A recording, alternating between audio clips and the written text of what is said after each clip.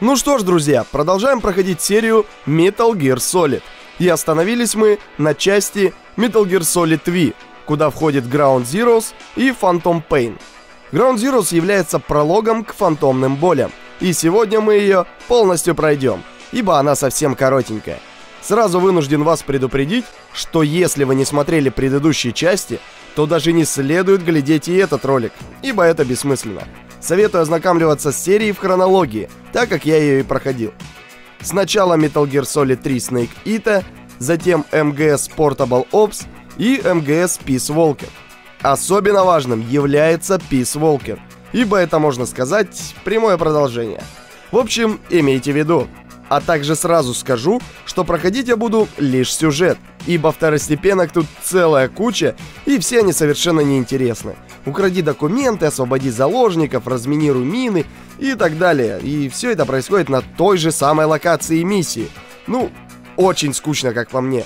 Так что данный ролик будет посвящен исключительно сюжетной линии, которая здесь, конечно же, на высоте. Вообще, в постановлении роликов и сюжета Кодзима тот еще гениальный сукин сын. И тут я сразу же вынужден предупредить и еще кое о чем. В самом начале ролика я покажу все аудиокассеты, которые будут предысторией и расскажут события Peace Walker, и почему же Пас оказалась предательницей, и что вообще происходило за это время. На мой взгляд, довольно важные записи.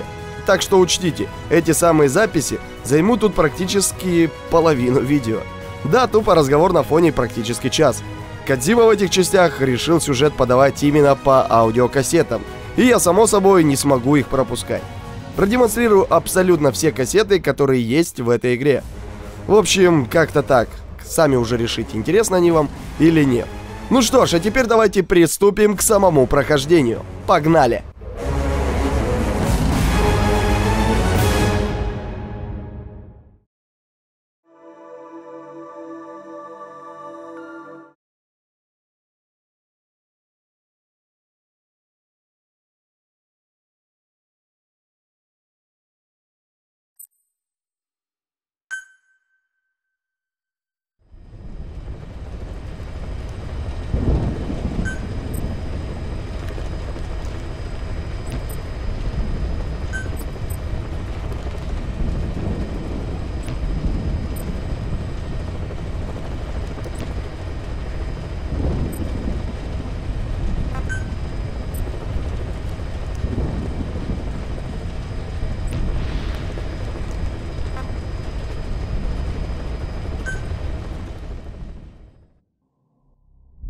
Для нас победы не существует. Наемники всего мира почитают как легенду только одного человека. Человека, который задолго до появления частных военных компаний собрал из солдат удачи грозную силу и даже осмелился назвать ее нацией. Человека, который возглавил эту нацию и бросил вызов капиталистическому обществу и всему миру. Это его история. Мы не наемники, мы не иностранный легион. МСФ — это бизнес, новый вид бизнеса. Он был известен под кодовыми именами Snake и Big Boss и служил в спецподразделении армии США под названием Fox. Но после одного происшествия его дороги с военными разошлись. И он, по слухам, стал наемником и начал ездить по всему свету от одной горячей точки к другой. В 1974 году Снейк вместе со своим партнером Казухирой Миллером руководил небольшим отрядом наемников в Колумбии. Именно тогда их посетил человек, назвавшийся профессором университета мира из Коста-Рики.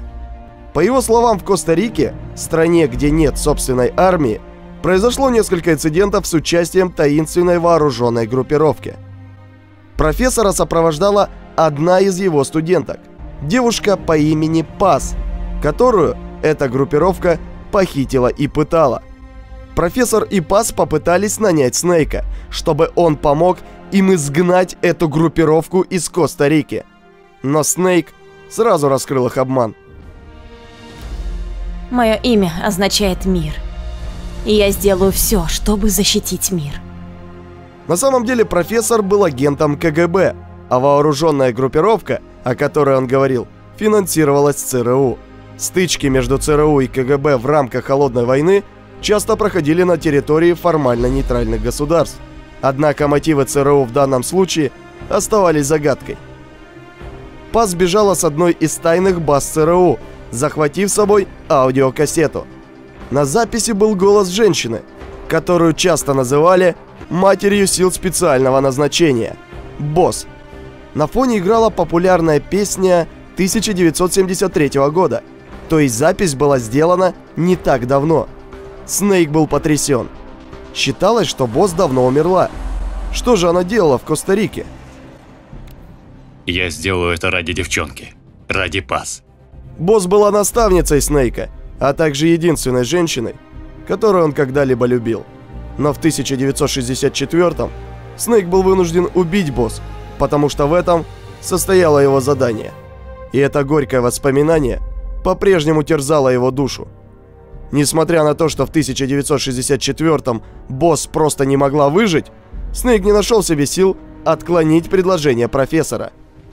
Успокаивая себя тем, что он помогает беззащитной стране по просьбе ее гражданки Пас, чье имя означает «мир», Снейк отправляется в Коста-Riку. Оказавшись там, он сталкивается с отрядом Сандинистского фронта национального освобождения, который недавно покинул Никарагуа. Подняв восстание против проамериканского режима Сомосы, повстанцы стали целью наемников ЦРУ, которые убили команданта сандинистов, нанеся отряду удар, от которого они уже не могли оправиться. Все обращаются со мной как с ребенком. Я так больше не могу. Снейк спас сандинистов и пригласил их на Мазер Бейс, морскую платформу, которую Снейку предоставил КГБ. Детям убитого команданта, Аманде и Чика, Снейк чем-то напомнил Че Гевару, поэтому со временем они начали его практически боготворить. Вслед за ними потянулись и другие, и в результате силы Снейка быстро выросли. Тем не менее, он ни на шаг не приблизился к ответу на вопрос, чем ЦРУ на самом деле занималась в Коста-Рике. Я верю в поддержание мира средствами ядерного сдерживания. Затем Снейк встретил Хьюи, ученого, прикованного к инвалидному креслу. Его заставили работать на ЦРУ. Хьюи рассказал Снейку о планах ЦРУ. Они разрабатывали систему, искусственный интеллект которой, обнаружив запуск вражеских ядерных ракет, проанализирует все доступные данные и автоматически выполнит ответный ядерный удар по намеченным целям. Хотя первоначально данная система разрабатывалась в рамках концепции ядерного сдерживания, Колдман, резидент ЦРУ в Центральной Америке, планировал запустить настоящую ядерную ракету для демонстрации эффективности автоматического ответного удара. До этой самой демонстрации оставалось всего 5 дней. Снейк в спешном порядке отправился в лабораторию, где и разрабатывалась система искусственного интеллекта, чтобы не дать ЦРУ ее завершить. Вы отказались от всего, от своей страны, личности, прошлого, идеалов. Но есть одна вещь, которая у вас осталась. Когда Снейк проник в лабораторию, то сразу услышал тот голос, который он слышал на пленке. Голос своей наставницы. Но на самом деле это был голос искусственного интеллекта, системы ответного удара. Главный разработчик этого самого искусственного интеллекта, доктор Стрэнджлов, выбрала Босс, которую называли величайшим солдатом всех времен, в качестве образца для системы. Стрэнджлов боготворила Босс и была так поглощена мыслями о ней, что отклонилась от исходной цели проекта и попыталась не только дать системе ее голос, но и воссоздать саму личность Босс в виде искусственного интеллекта. А что, если бы Босс действительно можно было воскресить, пусть и в виде искусственного интеллекта? Снейк не смог уничтожить систему, поскольку проект Стрэнджлов вновь вскрыл его душевные раны. Как только Снейк потерял бдительность, его захватили в плен. Проект искусственного интеллекта Босс завершился успехом, и боевой шагающий танк с ядерным вооружением под названием Peace Walker был готов к действию. Я создан для боя. Я и есть оружие. Весь труд Снейка мог пойти прахом в любой момент, поскольку Peace Walker был готов к запуску ядерного заряда. И в этот страшный момент, когда все человечество стояло на пороге ядерной катастрофы, его спасла машина. Искусственный интеллект Босс затопил Peace Walker на дне озера Никарагуа, остановив запуск. Когда кризис миновал, Снейк решил не останавливаться и продолжить расширение Mother Base. Снейк понимал, что искусственный интеллект сделал это, чтобы спасти весь мир. Но это не меняло того факта, что система, созданная на основе разума босс, приняла решение сложить оружие. Поскольку Снейк сам был оружием, для него это было равноценно утрате смысла жизни. Не в силах сменить выбранный курс, Снейк и Миллер пригласили доктора Хьюи и доктора Стрэнджлов на Mother Base для разработки Metal Gear Zig, шагающего танка, на который они собирались установить ядерную боеголовку, чтобы поставить свою частную армию на один уровень с ядерными державами. Это место больше не будет раем для меня. Примерно в это же время на главную базу взяли Паз. Она была сиротой, а ее опекуна из КГБ после схватки Снейка с Пис Волкер заключили под стражу. Мало кто знал, что все это было частью плана разведывательного агентства под названием «Шифр».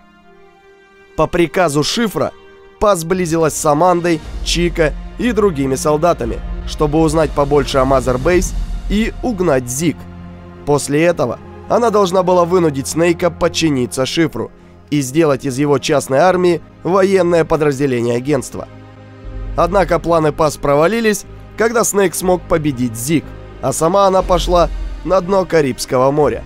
Лишь тогда Снейк узнал, что Чико был в нее влюблен. Ее дневник обнаружили на базе лишь несколько дней спустя.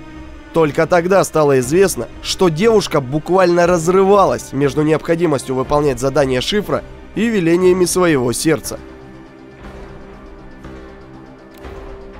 Это Чико.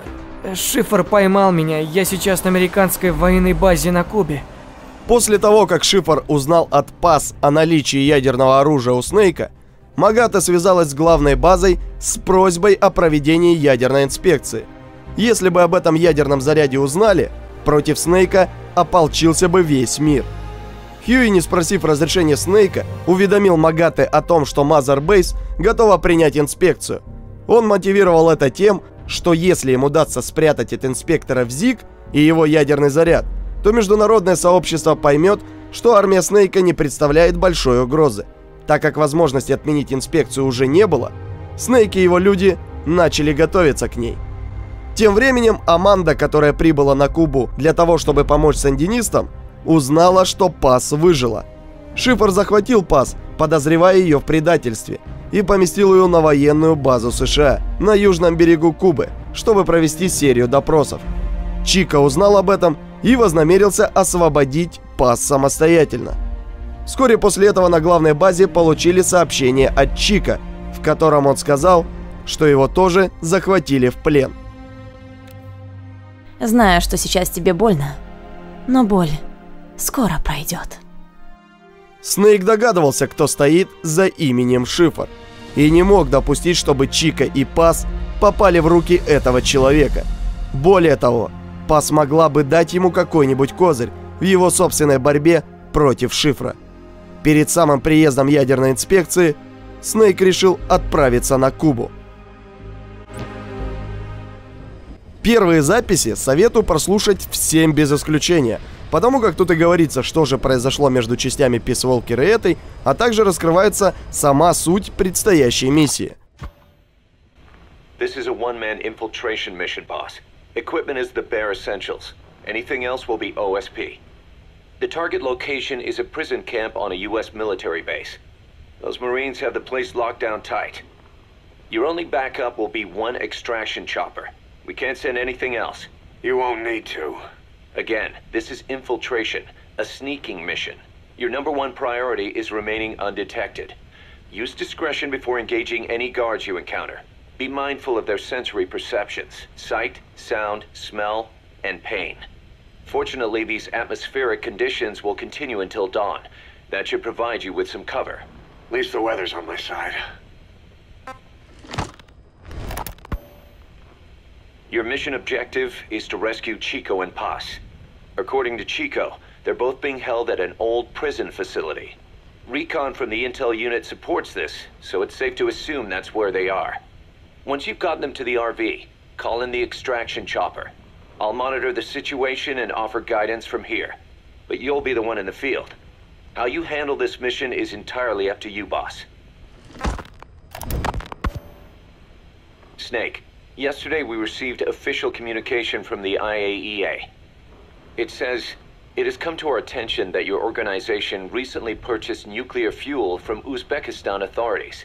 We request permission to inspect your facilities. What a load of bullshit. Yeah, they're after Metal Gear Zeke's nuclear warhead. I'm betting this is payback from CHIPaev'a after Paz's leak. Using the UN. There's no telling how much influence they have. But the IAEA can only do inspections in countries that are party to the NPT. And we're not a country. Exactly.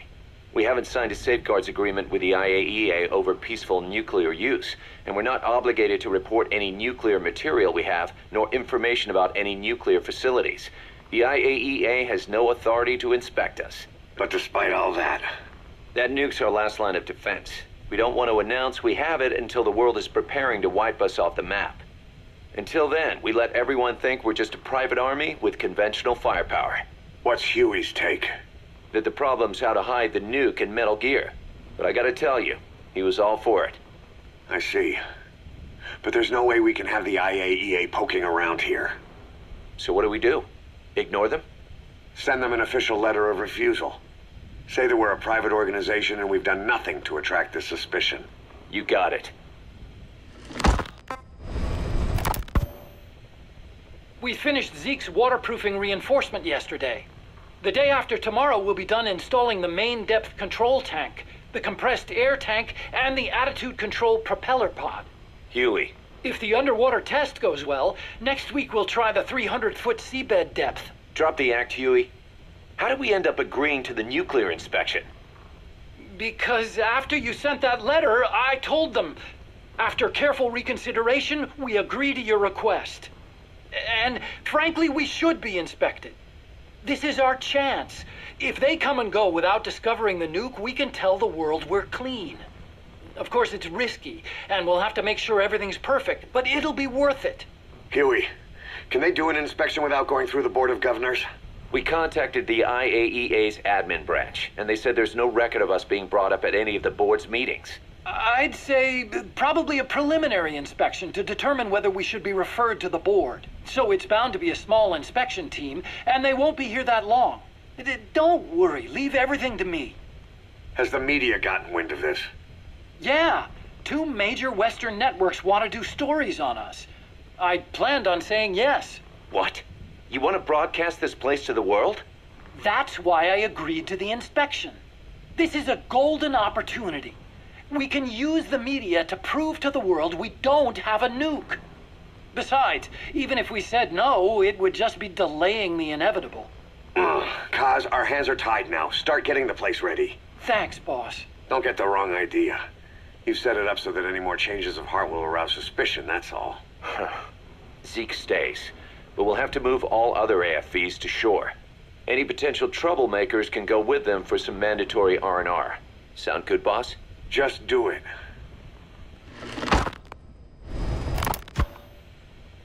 About the inspection, what do we tell the men? The truth. What else?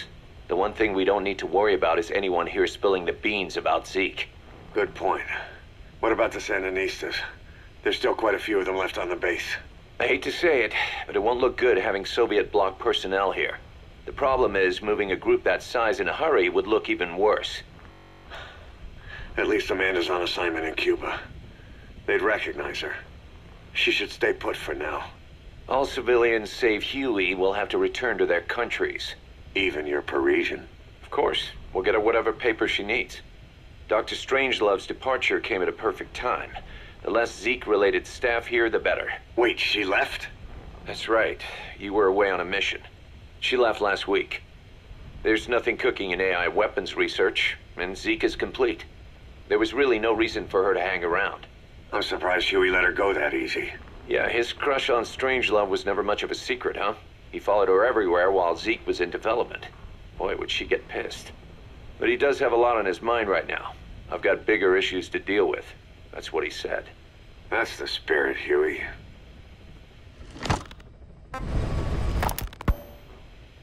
"10 days ago, we got reports that Paz was still alive. She survived. She was rescued by Belizean fishermen who found her drifting in the Caribbean. So what's the plan? Silence her before we're compromised? No. I've got something else in mind. Our friends at CHIPaev'a suspect Paz could be a double agent.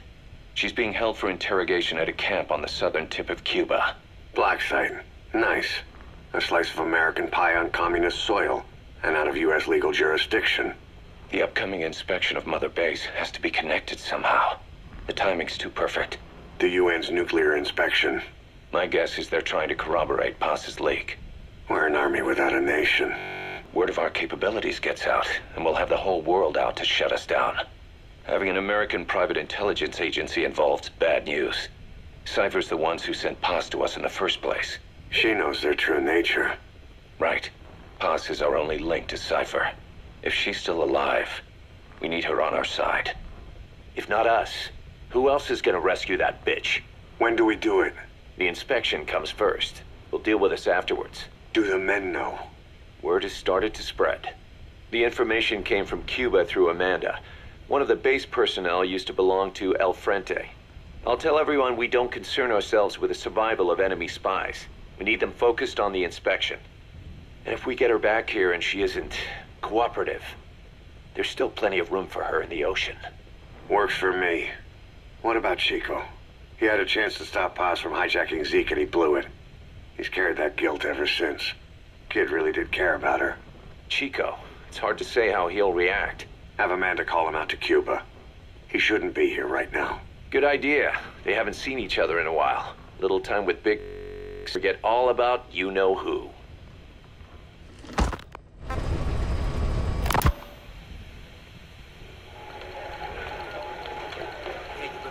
What? Still no sign of Chico? What's going on? It's Amanda in Cuba. Our resupply package arrived, but Chico wasn't with it. Relax, Amanda. I'm sure he's just exploring Havana or something. First time in the big city. Could have gotten carried away. Cos, wait. The boat Chico was on, did it stop anywhere before it got to Havana? Yeah, it had to refuel at Santiago de Cuba. You don't think... Oh, shit. You gotta be kidding me. He does this now? It's 60 miles from Santiago to the prison camp. Chico used to cross the mountains with the older Sandinistas like it was nothing. He'll make that in 3 days. Still, even if he does find his way there... You know how reckless he can be. Chico thinks we've abandoned Paz. That's why he's doing this. We'll start by having the intel detachment in Cuba look for him. We can't let him be captured. There's some cages to the east of a big building. East an old grassy facility. That's where we are. Help me, Snake. It's a setup. We have no choice. Yeah. If Chico talks, he could blow the new cover up. We can't hold off until the inspection's over. When can we be ready? It'll take at least 16 hours to confirm the flight path and prep a bird. The intel unit has started reconning the area. Sounds like I'll have to miss the inspection. Boss, we'll just have to send someone else to get them out. No. I'll go. Yeah. Chico and Paz would only take orders from you anyway. We can't go taking on those Marines at the base head on. It's gotta be off the radar, and it's gotta be you. Hold down the fort, Cos.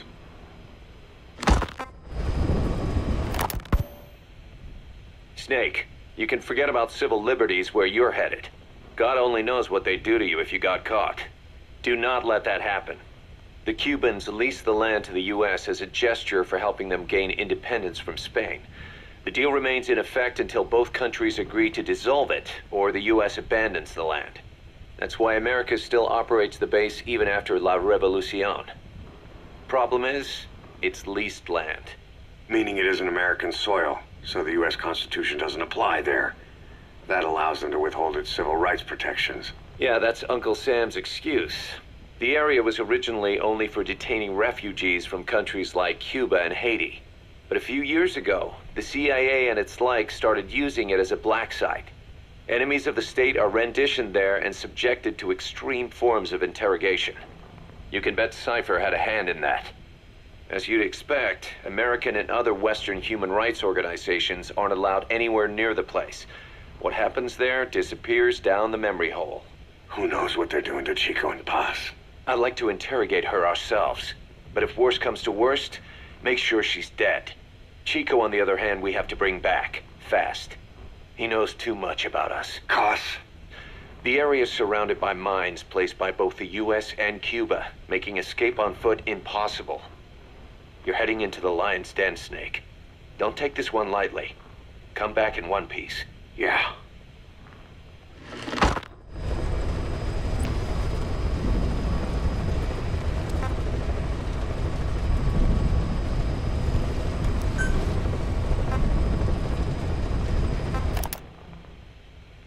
I heard about Paz's tapes.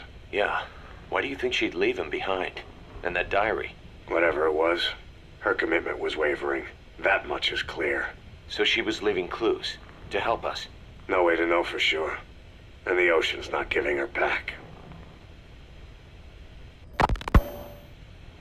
November 4th, 1974. At the outskirts of Barranquilla, Colombia. Contact with Big Boss successful. Zadornov posed as my professor, but Big Boss took one look and knew he was KGB. However, he does not seem to suspect me. To him, I am just a peace-loving student, and another victim of the CIA. We asked him to drive the CIA out of Costa Rica. To him, this means betraying his country. His forces are smaller than anticipated. They drift from place to place with nowhere to call home. That provided us an opportunity, so we seized it. Zadornov offered them a plant off the Costa Rican coast to use as a base. As expected, Miller jumped at the chance. Although initially reluctant, Big Boss came around when Zadornov played him the tape. All because the voice on it sounded like his mentor, the boss. Naked Snake, the man who once saved the world from the brink of nuclear war. Awarded the title of Big Boss for his service. He later became a mercenary, abandoning both his title and his country. To him, that honor was steeped in the blood of the boss, the mentor he was forced to eliminate. Exceptionally charismatic, he possesses unparalleled combat and intelligence-gathering abilities. His only discernible weakness is her. This operation hinges on how effectively we can exploit that. Kazuhiro Miller is Big Boss's lieutenant. Half Japanese, half American. He once served in Japan's self-defense force. Though he and Snake first met as enemies, they discovered a common bond and together built their private army, with Miller directing business and administrative affairs. He comes off as shallow, but his true intent is hard to read. I must be careful. All that is clear is his infatuation with Big Boss. With East and West fighting over its control, Central America is now the most contested region on Earth. CIA Central American Station Chief Coldman has developed Peace Walker, a fully AI-automated, fail-deadly nuclear launch system with which he aims to reignite the Cold War. Snake's new objective in Costa Rica is to prevent that. Zadornov's, or should I say, the KGB's plan is to play the two sides against each other, turning the entire region red. Not one of the three parties realize they're all just pawns in Cypher's hands. Cypher watches all. Mother Base has developed rapidly since being established in the Caribbean Sea. They recruit more personnel daily, and already their mercenary services are turning a profit. Big Boss's leadership and charisma, and Miller's business acumen drive this impressive growth. Furthermore, joining forces with a faction of the FS has expanded their power even more. They have even commenced their own weapons development program. All is proceeding according to Cypher's will. I could not be more pleased. Snake's pursuit of Peace Walker led him to an AI modeled after the boss's thought patterns. It was incomplete, but, somewhat ironically, making contact with Snake was the necessary finishing touch. Meanwhile, the scientist behind Peace Walker's locomotive control, Huey, defected to Snake's army. His presence has greatly accelerated weapons development at Mother Base. I failed to anticipate Coldman's madness, but nuclear war was averted. However, this was only after the boss AI on board Peace Walker sank itself to the bottom of the lake in what could be likened to suicide. The boss laid down her gun, choosing to sing for peace instead, and Snake, himself a gun, parted ways with her. In doing so, he reclaimed the title he once abandoned. He is Big Boss. Zadornov has been detained. Since this leaves my cover identity without a guardian, the Mother Base staff has taken me in. I am now better placed than ever to monitor their internal affairs. Everything continues to unfold according to plan. The developer of the boss AI, Dr. Strangelove, has also come to Mother Base. With her and Huey's expertise, they can now develop a weapon capable of matching Peace Walker. Development on the bipedal weapon is now complete. They call it Metal Gear Zeke. It stands there like some sort of mystical guardian. The soldiers gaze on it with pride and reverence. Big Boss has elected to arm it with a nuclear weapon. As an army without a nation, they seem to feel the need for a deterrent against whatever the world might pit against them. It is a dangerous gambit. Why do such a thing? Their nuclear strategy differs from the Americans and the Soviet Union. The superpowers deter attack by revealing their nuclear arsenals to one another. Snake and his men know that if they were to go public with this, the whole world would unite against them. Business would dry up overnight. So they do not plan on revealing the nuke until necessary. This ace-in-the-hole approach is their idea of a nuclear strategy. Wielding a deterrent, all the while unable to reveal its existence. I wonder if Snake sees how vulnerable this makes them. Yes. Hijack Zeke? Yes, I did indicate that to be our leverage. But I cannot imagine his agreeing to that now. But did you not raise them to safeguard your governance without borders? No. I have not forgotten. Cipher Watch is all. Yes, things are proceeding, but modifying Zeke has not proven easy. I am using Zadornov to buy some time. No, I have not forgotten what you said. However... Well, forgive me for asking, but this is you I am speaking to, isn't it, Cipher? I will fight Big Boss. The world must be ruled by a single will. To defy Cipher is a fate worse than death. А вот здесь у нас получасовой дневник Паз. Тоже весьма интересный, который рассказывает о том, как она жила на Mother Base и как планировала предать группу Биг Босса. Не скажу, что прям сюжетно важный, но весьма интересный, и я бы не советовал его пропускать. Но если вам надоел уже весь этот базар и невмоготу уже начать смотреть прохождение, то можете смело его пропускать. As of today, I will be living here at Mother Base. Now my real trial begins. Zadornov was paying my room, board, and tuition, but he has since been captured. I told the man that with no more money from the KGB, I could no longer afford school. He bought my story, and when I said I would be willing to work, he took pity on me and let me stay. For some reason, Miller really pled my case. That was helpful, but the man is still a fool. His men are no better. They think their training makes them strong, but that kind of strength is nothing in the face of true power. And better yet, they wait on me hand and foot, believing I am just a schoolgirl. Looks like I won't be working too hard after all. Just today, while scouting out the living quarters, I saw a group of them in the corner of the deck making a fuss.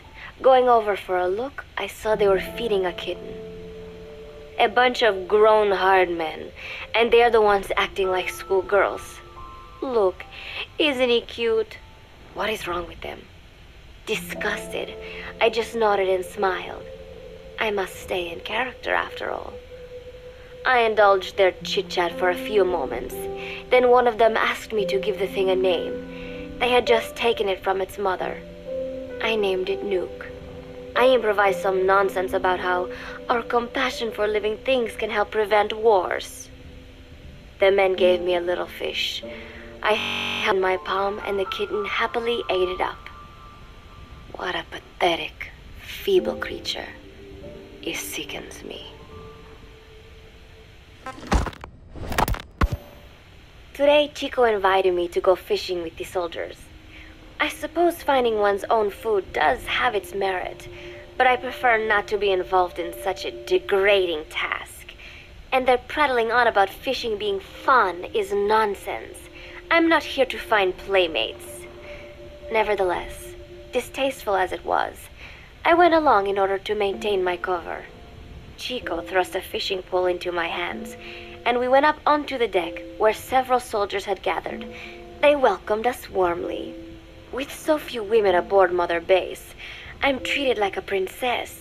No one suspects I am neither a teenager nor a student. It was nice and sunny, with a gentle breeze and waves. As I cast my line and waited for a bite, the soldiers began to ask me all sorts of questions. As always, I answered according to our predefined scenario, feigning a smile. As I sat there feeding them lies, the fish began to bite, and the soldiers began to focus on their prey. Chico had his bait stolen by a fish, and got so angry that he stood up and nearly fell into the sea. Everybody laughed. It almost made me want to join in too. At some point, I got a bite myself. The instant after I felt that first gentle tug, the fish yanked the line with astonishing strength, and I let out a cry of surprise. I thought he was going to be huge. It was my first time fishing, and I was a bit flustered, so the soldier beside me helped by supporting the pole from behind. "Reel it in," they shouted. I nodded, turning the handle as fast as I could. I wondered what kind of fish lived below the surface, and thought back to the deep sea dives I had to do as part of training. Those were difficult days, but I remember finding the multicolored fish gliding through the water incredibly soothing. After a hard fight, I pulled it up. To my surprise, it wasn't even half a vara, rather anticlimactic. But I wasn't doing it for fun, so I wasn't the least bit disappointed. Nuke was hovering nearby with an expectant look on his face, so I gave the fish to him. All in all, a thoroughly wasted day. Preparations are coming along nicely. No one suspects me of being the one to let Zadarnov out of his cell. Today, Amanda and I taught Cecile how to make gallo pinto. It is a simple home-cooked dish consisting of black frijoles mixed with arroz. It is well known throughout Central America, not just in Costa Rica, so it is no surprise that a Nica like Amanda would be good at making it. But I was raised in the States from a very young age, and can hardly even remember my mother's gallo pinto. Having to make chit-chat with that clueless bird lover and the so-called revolutionary was excruciating. And, clueless or not, I wanted to be especially careful around Cecile, the one who actually recorded that tape. Thankfully, Miller and his men seemed to believe I mistook the tape I found for one my friend made. In any case, one can never be too careful. Anyway, the three of us minced garlic and herbs, then cooked them in a pot with frijoles we'd soaked overnight. While waiting for them to cook, we sautéed onions and arroz in a frying pan. Cecile worked the frying pan according to Amanda's directions, but seemed a bit glum. She does have a knack for cooking, though. She is French, after all. We added water to the pan and watched the arroz begin to steam. While we waited, Amanda shared memories of her mother with us. They had been separated because of Somoza, but the taste of her mother's cooking was still fresh in her mind. When the frijoles were ready, we drained the water, stir-frying them with the rest of the vegetables. Quite a complicated process for home cooking. Nonetheless, it kept them occupied. The longer we sat and talked, the greater the chance of my arousing their suspicions. With women, it is not enough to just bat your eyelashes and giggle. It takes a lot of effort to divert attention. When the arroz was done cooking, we folded it into the frijoles and added salsa, stirring the mixture as it simmered. At this point, for some reason, the conversation turned to romance. Why does it have to be that way whenever women get together and chat? Cecile fancies herself to such matters and gave Amanda all sorts of advice. It was harmless enough, until, to my irritation, she began pestering me whether there was anybody I liked. Not right now, I said, trying to dodge the question. But she pressed on. It's Snake, isn't it? I gritted my teeth and played it coy. Maybe. Cecile nodded and giggled. He is pretty sexy, isn't he? What a ditz. It's all I can manage to just survive. The thought of romance has never once crossed my mind. I have no interest in that kind of man. Soon enough, a rich aroma began to fill the room. The gallo pinto was ready. New came over and rubbed up against our legs, looking for a handout. Unfortunately, it was not the kind of food a cat would like. We let a few of the soldiers have a bite, and then headed off to the mess hall. The home-cooked flavor we'd achieved was a big hit with the men of MSF. Not that we are trying to impress them or anything. Even I could manage a dish like that. Snake enjoyed it too. Let me make this absolutely clear. I have no interest in that man. Football, or soccer as it is known in the States, is extremely popular here. It has not caught on yet in the US, but it has legions of rabid fans all across Latin America.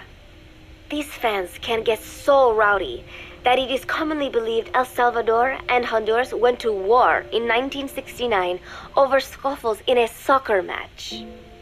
In reality, tensions between the two countries were already high. The match was merely one of the sparks that set them off.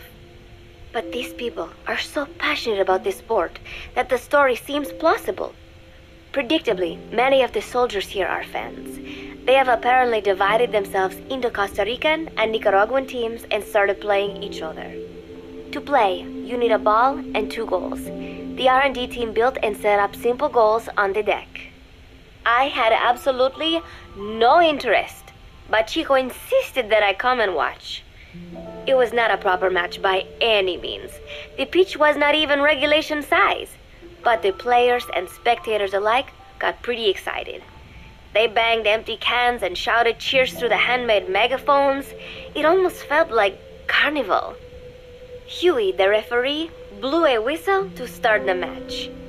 The soldiers' training has left them in excellent physical shape, but they lacked the honed skills of professionals and their play was quite rough. Midway through, one of the men collided with another. They started shouting at one another, but Huey stepped in. I thought we had forsaken our countries, become one with the earth, he said, quoting Snake. We're not competing for national pride here, and we are not fighting for the good of any one country. This is not a war. Soccer is a peaceful sport, am I right? The soldiers nodded. They know the pain of war, and they share Snake's vision. Perhaps that is why all this resonates with them. Team Costa Rica was down a man, and somehow I was picked to fill in. Costa Rica had the advantage up until that point. I suppose Huey wanted to keep it balanced. The soldiers agreed with Huey's call. Maybe the Costa Rican players felt an even matchup would be more fun too. I could not be bothered to run at first, but chasing the ball out there in the hot sun, I was soon drenched in sweat. Before long, I found myself actively seeking out the ball, partially out of desperation. I picked up a loose ball deep on the opponent's side of the field. Even though he's Nicaraguan, Chico cheered me on, yelling, "Go for it, shoot!" I launched the ball as hard as I could, only to have it blocked by the keeper. Disappointment only increased my determination. In the end, I didn't score a single goal. Costa Rica gave up its lead. It was really close though. We congratulated each other on a good match and sprawled out in the shade on the deck, exhausted. The ocean breeze felt so nice on my sun-soaked body. Nuke came over. It is one of his favorite spots, and stretched out next to me. And together, we watched fluffy white clouds drift lazily across the clear blue sky. It was lovely out today, so I decided to sun myself in a lounge chair up on the deck when Strangelove came up to me. Despite the heat, she was in her usual long sleeves and pants. I waved at her. She looked away and mumbled, "Hello there. Fancy meeting you here." I asked if she needed anything, feeling her eyes creeping up and down my body like she was savoring it. Finally, she swallowed and said, "You have such beautiful skin." Bewildered, I shook my head and said, "No, not at all." I had heard rumors that she was a lesbian, but she couldn't be after me, could she? She continued to stare and said, "No, it is beautiful, but you must not let yourself get so tanned." And then she took my hand in hers. "What is wrong with a little sun?" I asked, trying to cut the conversation short. But she shook her head violently. "No, you mustn't. A young lady should take better care of her skin." She was acting strangely now, as if aroused. She lectured me on the perils of tanning, how it ages skin, causing wrinkles and spots, and in the worst cases, even skin cancer. I knew already that tanning could cause spots, but I thought only pale-skinned Anglo-Saxons had to deal with that. Having a scientist tell me it causes aging, though, that spooked me a little. If I am to keep playing the teenager, I will have to start paying more attention to my skin. Sensing my anxiety, she took a small tube from her pocket. She said it was the sunscreen she always used. She told me to keep it. I didn't know what to say. I was more than happy to take it, but exactly what were her intentions? Was she merely being nice? Or is she really into me? Either way, there was no reason to refuse, I suppose. I have undergone training. An out-of-shape woman does not pose any real threat to me. Having power means not being afraid. It is the same on a global scale. A country with nukes can dictate terms to a country without them. I thanked her and took the tube. Then she offered to put some on for me. She squirted some lotion onto her fingers and began rolling it into my chest. It happened so suddenly, and I was so taken aback that I did not even think to protest. She caressed my stomach with her long white fingers, then slid them upwards between my bikini-clad breasts.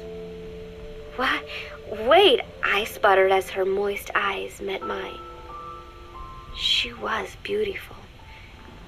Somehow, I found myself captivated by this woman more than 10 years my elder. "Hold still," she whispered in my ear. I nodded silently, unable to refuse. My body went limp, motionless, as if in a trance. Gently, carefully, she rubbed the lotion all over my entire body. I shouldn't have enjoyed it, and yet I could not help myself. For a moment, I was spellbound. That woman is dangerous. I had better watch myself. Protecting one's health is an important part of any agent's job. But despite my best efforts, I have caught a cold. Now that I think about it, Mother Base's numbers are on the rise, with soldiers coming from all different places and backgrounds. It is no wonder then that sooner or later someone would bring in a virus. That said, what I have got is just a common cold. The medical team said I'd need a few days rest, so I've been restricted to my room and put on bed rest. I thought I'd gotten used to not having anyone around to relate to, but at times like these, being alone is just miserable. All I could do was lay there and stroke Nuke's back, trying to take my mind off how bad I felt. Nuke just sat there, not making a sound. But I did have visitors. Amanda and Chico, Huey, Cecile, Miller, and a few of the soldiers I've become relatively close to. Amanda made me a soup with herbs she said were good for a cold. Miller told me to take it easy. I will sing you a lullaby, he said, then broke out a guitar and sang some incomprehensible song in Japanese. I did not need to understand the lyrics to know he is an awful singer. Then he said, "You know what is good for a cold? Suppositories. Here, I'll show you." He began to take off his pants, so I threw my tissue box at him to make him go away. Then Strangelove showed up, saying she had some miracle Indian cure. "It has got eucalyptus extract," she said. "It works best if you rub it into your chest." And then she tried to take off my nightshirt. I whacked her with my pillow, and I got rid of her. Chico brought me a little flower in a cup. It had been growing in a little bit of earth that probably found its way on board, stuck to something else. "I found this on the deck. Here, you can have it." He tried to act nonchalant, but I am pretty sure he's got a crush on me. None of them understand. If they thought these little visits would cheer me up, they were wrong. Tonight, Snake himself came to my room. Like the rest, he believes I am just a schoolgirl and treats me as such. "Why did you abandon your country?" I asked him. "Why create the MSF?" Of course, I knew the answers already, but I wanted to hear it from him. As I had imagined, he was not exactly forthcoming. All he would say is that his country abandoned him because all he could do was fight, and that is why he needed the MSF, because that is all he is any good for. Then he said, "Fighting is the only thing I understand, but that does not mean I have got a grudge against those who believe in peace. I am not one of them, and I do not believe in peace. Conflict is in man's nature. We fight our enemies in order to survive." Maybe we are not so different after all, he and I. But that is exactly why I'm going to have to kill him, or else he will have to kill me. When I stop and think about this wretched existence, being killed by a man like that suddenly does not seem like such a bad thing. Every month, Mother Base throws a party for all the soldiers whose birthdays fall in that month. There is something strange about a military organization having parties. Really though, it is just an excuse to drink and make noise. It is not easy to get alcohol in a fortress in the middle of the ocean. Most days they are training from dawn till dusk. They do not have time for things like drinking. That is why Snake and Miller came up with the idea to give everyone a chance to let loose. Obviously, a bunch of boors like that are not going to bother with blowing out candles on a cake. Rather, they sit there in a cloud of cigarette smoke, drink beer, eat meat, tell tasteless jokes, and swap crude insults about one another's hometowns. But it hardly ever breaks out into something serious. They talk up a storm, but they're just having fun. It is funny. You have got members of FSLN rubbing shoulders with lays. People who once would have considered the other mortal enemies. I wonder if that is what makes Big Boss so popular.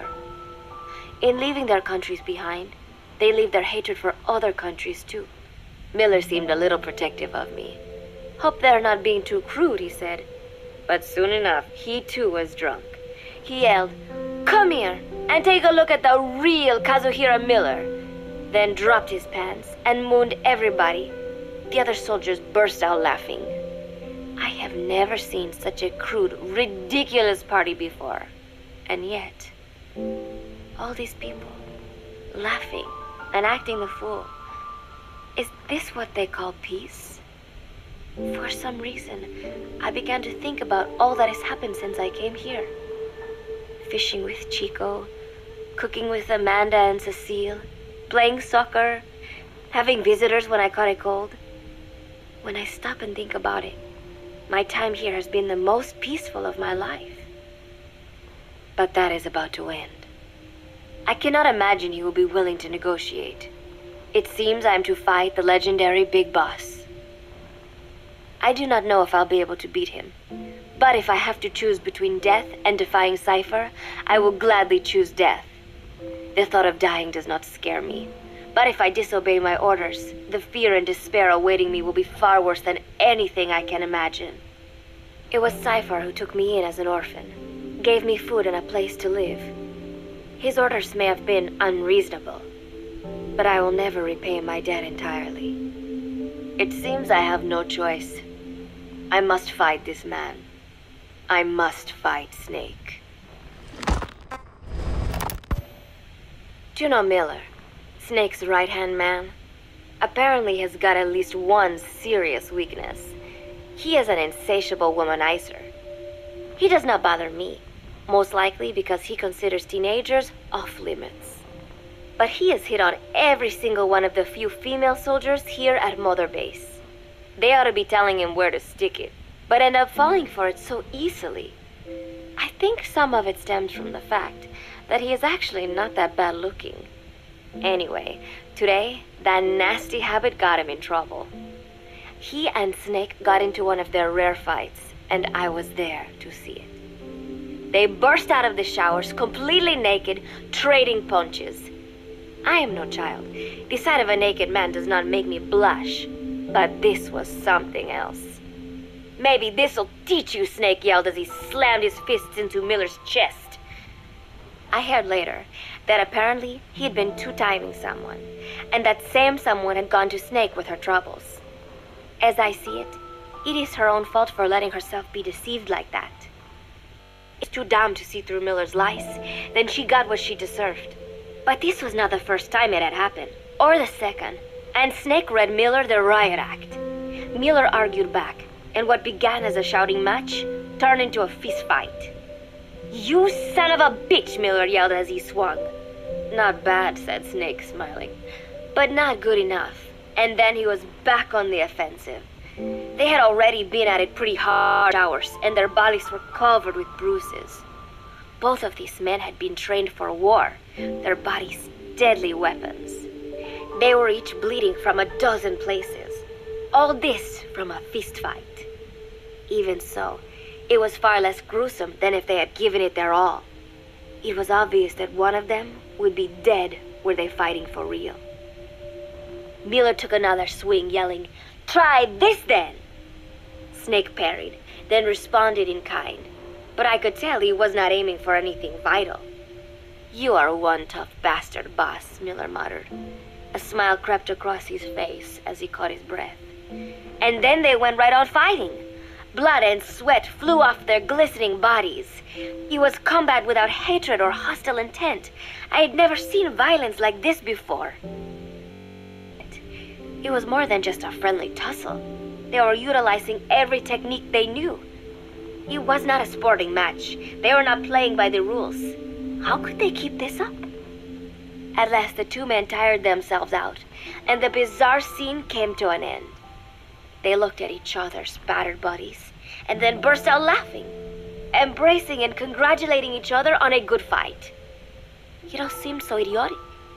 I still cannot fathom such behavior. But somehow, I got the sense that for all his womanizing, Miller really only trusted one person, and that was Snake. There was no way I could ever come between the two of them, and at that thought, I began to feel as if I had lost. All of Mother Base is preparing for a festival. Since Snake and his soldiers spend so much time fighting, they are setting aside one day a year for peace and relaxation. I do not know all the details, but apparently that is what Snake and Miller decided. These soldiers love the idea, of course. There is so little fun to be had here that everybody looks forward to events like these. That is all well and good, but somehow I got roped into getting on stage. "Come on, And we even both have peace in our name, said Miller. And Zadarnov, that old Ruski's name, has something to do with peace too, right? Hey, as long as we're having a day of peace, we ought to get an act together. The 3-piece band. I thought he was joking. He then proceeded to share his idea without bothering to check with me. And now, I am slated to sing. Apparently, he had heard me on the deck one day, and since then he's wanted to form a band. Everybody's looking forward to it, so there is no way for me to back out now. I've never done anything like this, but it does feel kind of nice to know that people are looking forward to it. I mean, it cannot be any worse than Miller's singing, but modifications to Zeke are already finalized, and I must complete my mission. Betray Cypher now, and I will face a fate far worse than death. Still, there's no need to put things in motion just yet. What difference would it make to just wait a little while longer? A whole day of peace. The mission can wait until after that. Can it not? I know I am only delaying the inevitable. When the day comes, one of us will have to die. Snake or me. But still, if I could just come up with some way to stall Cypher, at least until our day of peace. When did I start having thoughts like this?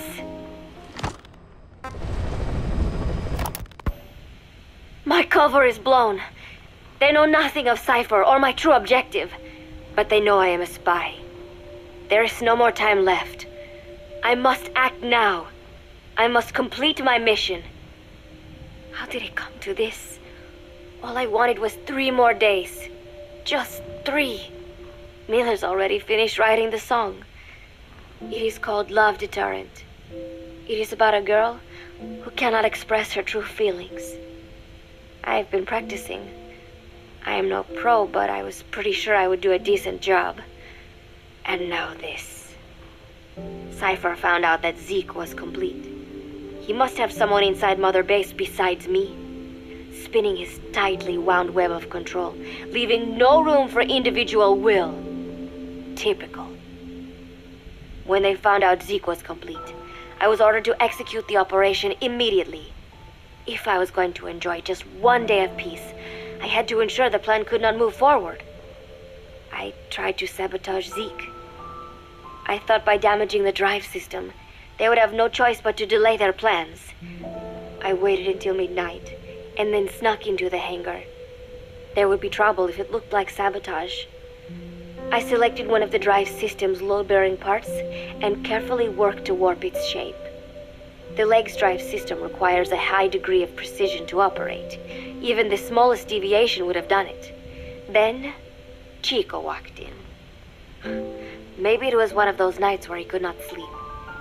In any case, he saw me, panicked, and took off running. It would have been easy to kill him, but I could not. I know he likes me. It is not as if I would ever have an interest in a child like him, but I could not pull the trigger. Not at him, not in the back. Will he tell them? Or is there a chance he will keep it a secret? Protect me? No. He knows now. Knows I am not who he thought I was. He ran without even questioning what I was doing. There is no chance he does not know. And soon, all I have built here will end. And if Cypher has another agent among them, if he finds out I tried to sabotage Zeke, this place will no longer be my heaven. Then it is settled. I make my move now. Chico walked in before my sabotage was complete, so Zeke should still be operational. It might not run at full speed or power, but I do not have time to fix that. Without Zeke, I do not have a chance in hell of winning. I must act fast before Chico sounds the alarm. I knew it would come to this. I just did not think it would be so soon. It is time, Zeke. Metal Gear Zeke. Activate. Ну что ж, с ознакомлениями все, а теперь давайте отправляться на миссию. Спасите из тюрьмы ВМС США члена Мазербейс Чика. И цель повышенной важности – пас. Способ отхода – вертолет.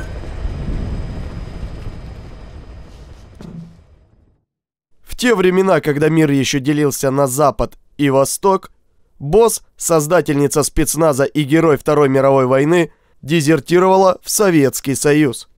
По приказу правительства США ее последний ученик Naked Snake убил ее. Но дезертирство Босс было не более чем прикрытием. Ей приказали принести себя в жертву, чтобы предотвратить ядерную войну. Это было ее последним заданием. Босс использовала Снейка, чтобы убедиться, что наследие философов, денежные фонды, находящиеся под контролем советской армии, перейдут к Америке. За этот выдающийся успех Снейк получил себе титул «Биг Босс».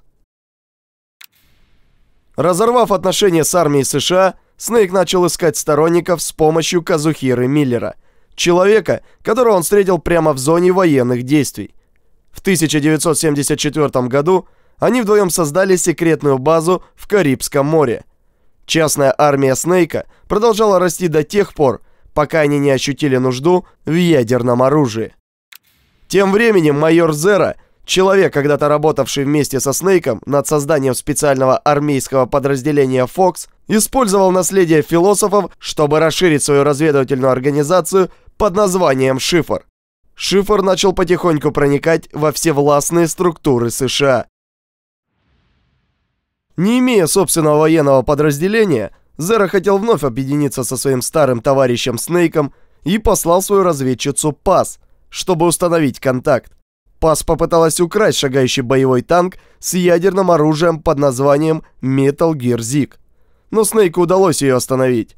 Пас выбросилась из кабины Зиг и скрылась на дне Карибского моря.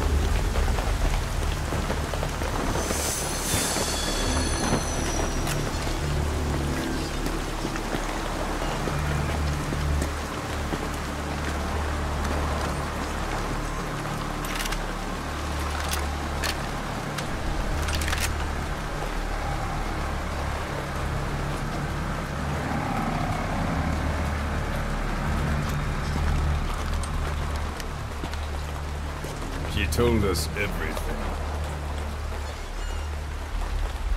Don't worry, I kept my word. She didn't suffer long. Here. You earned it.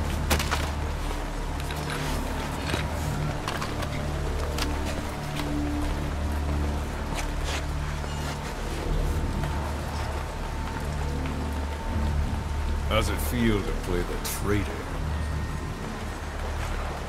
No more war games. You're a real man now, soldier.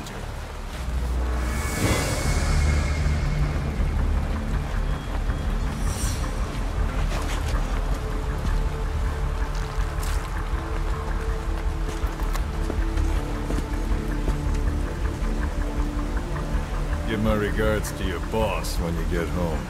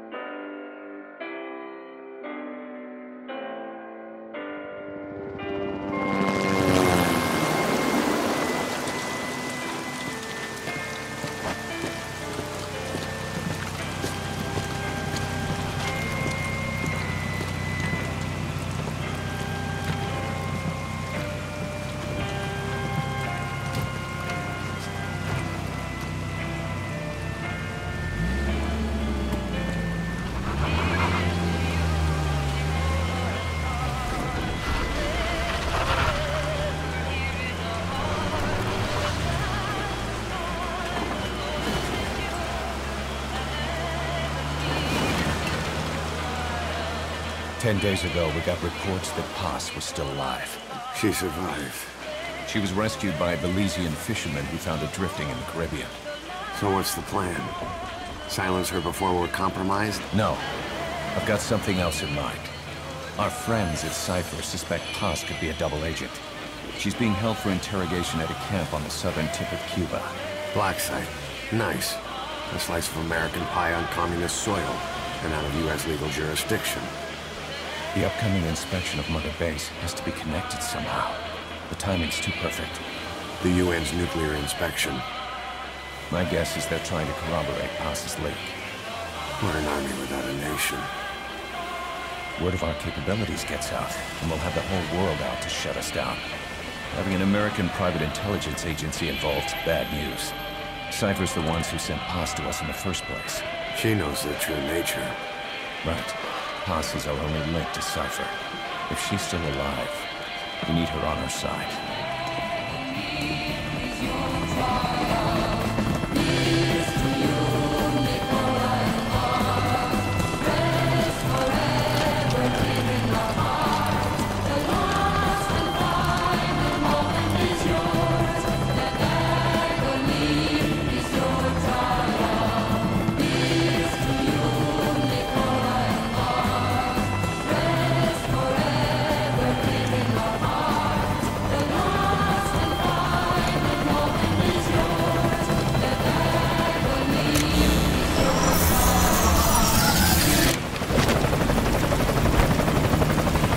Horses in!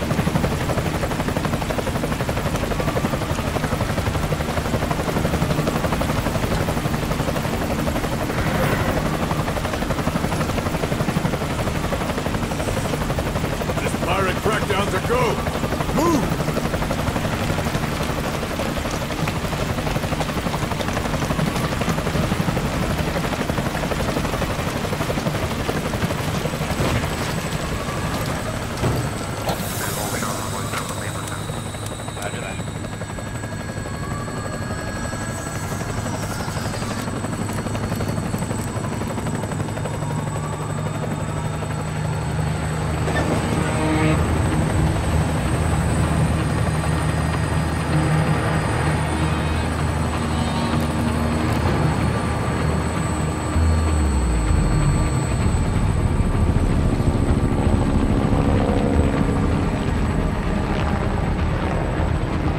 So who's the other target? That would be Chico. He's being held in the same area as Paz. Last radio contact was 40 hours ago. Find them both. Bring them back alive. Enter the compound from the south cliff. Secure Chico and Paz, then report back from the rendezvous point.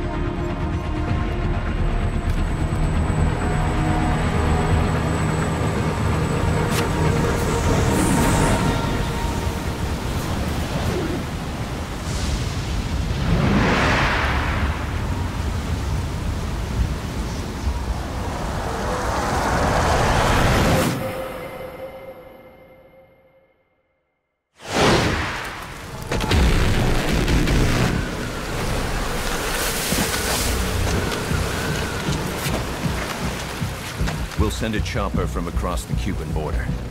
You should be back at Mother Base in time for lunch. You'll probably just miss our guests. The only catch is you go in solo. The politically sensitive nature of the mission means backup is not an option. Fine. I like some alone time now and then.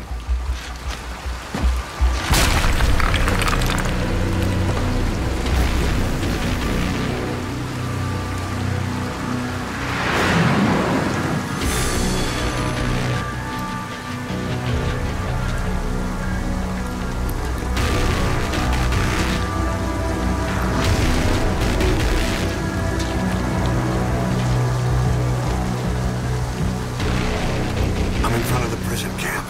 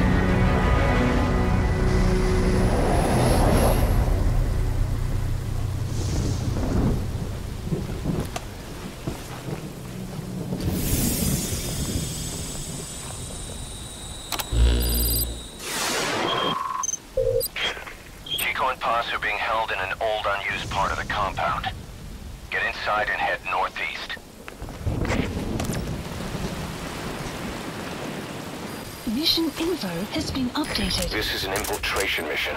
You've got to stay out of sight. Before you go any further, use your binoculars to recon the area. What do you see? Press the call button to get more intel.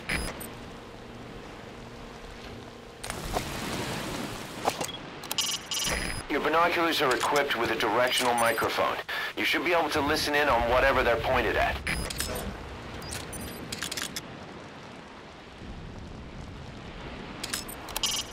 It's a guard. Don't let him see you. Avoid combat whenever possible.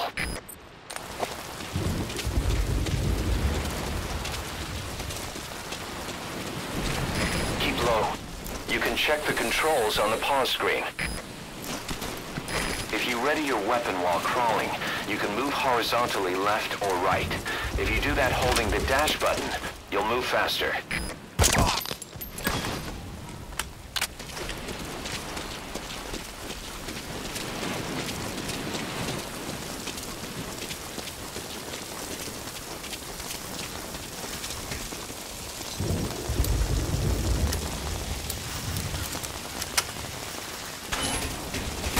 Now head east to the old prison area. You can bring up the target's location on your iDroid.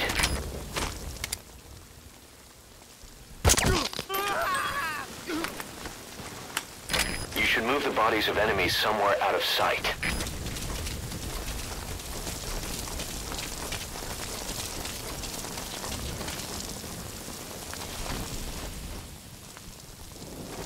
Eyes open, boss.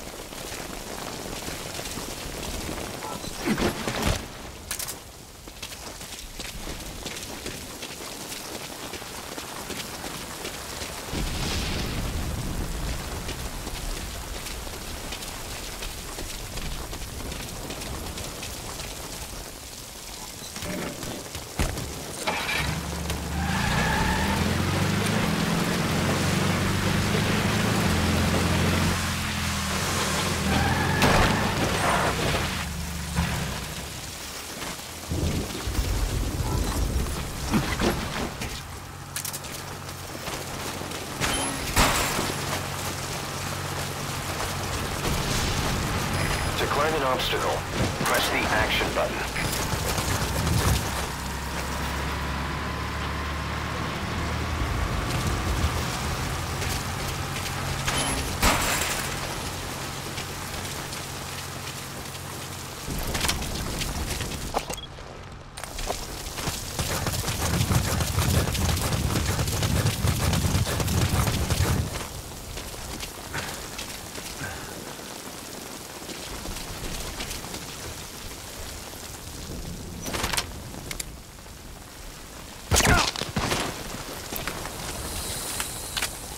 Contact me if you need advice.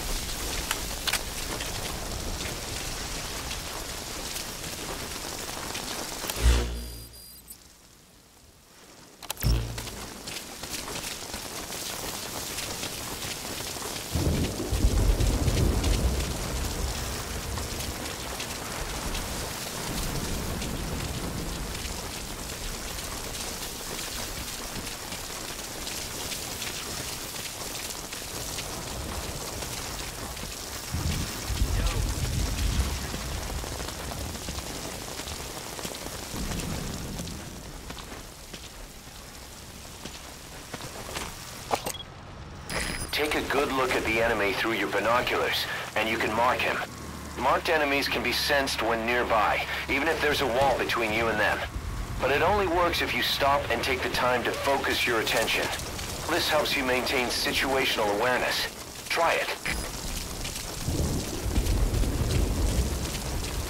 That's the old prison area. The targets are there.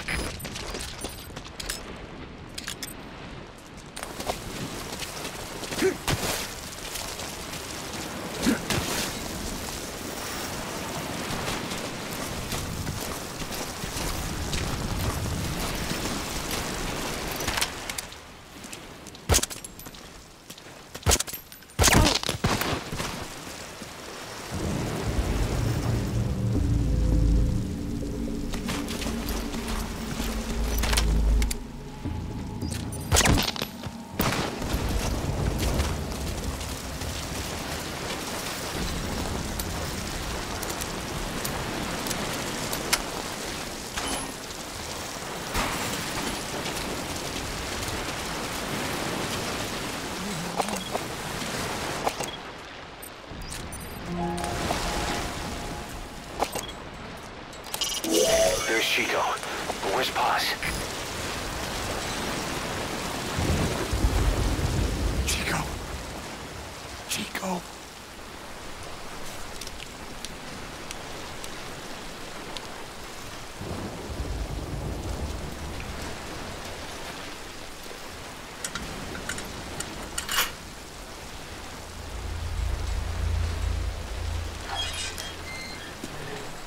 Chico, it's me. No! No! Go away! Go away! Come on, man. Move me out of here, please. Get off me! Get off! Chico, keep it down. Go away! Take a second. Right over here. Hey, you gotta let me out. You let me out, no! Stay here. Get off me! Get off!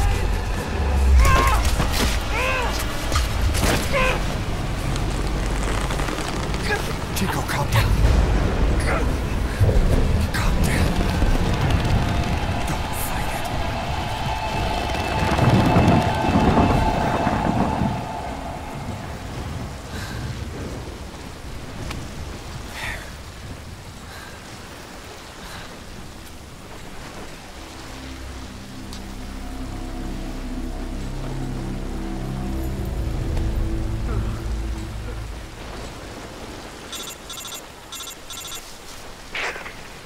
I got Chico.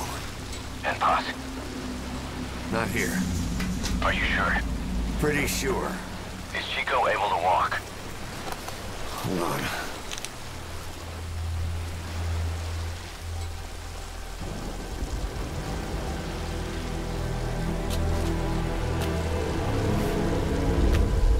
Not gonna happen. You'll have to carry him out then. Okay, boss, change your plans. Haul Chico over to the rendezvous point. We'll get Paz's whereabouts out of him once he's calmed down.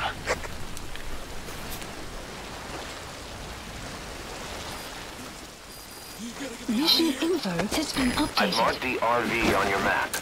Okay, now carry Chico there. The map has been updated. Please select a landing zone. Landing zone confirmed. Roger that chopper request. It's headed your way now.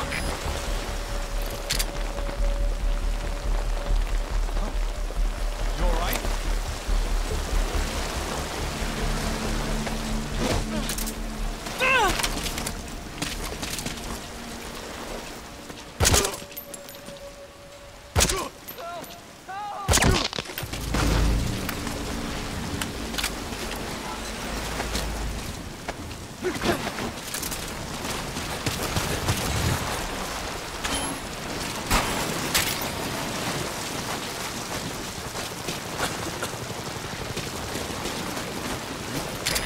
This is Morpho, arriving shortly at LZ.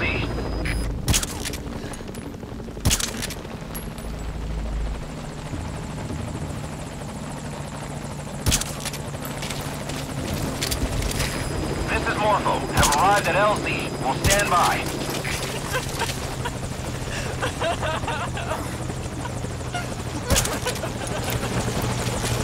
Once you don't end up head first in the ocean.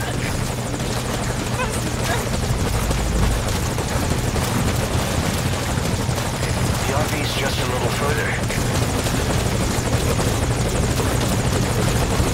Great. You've reached the RV. Put the target on the chopper.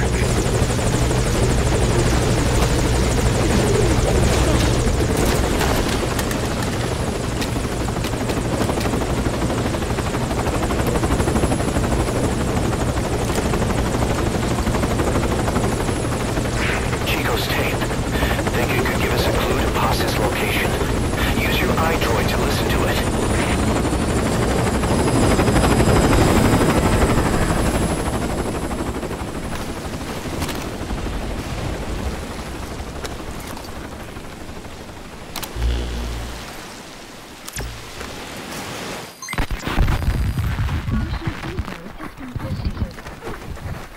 Buzz!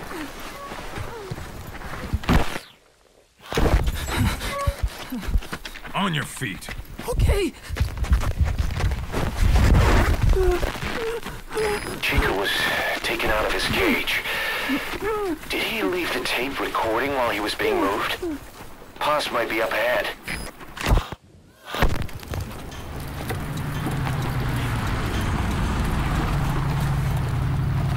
I hear vehicles.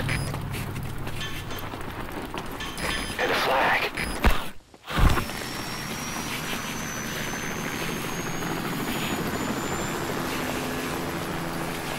Must be near the heliport.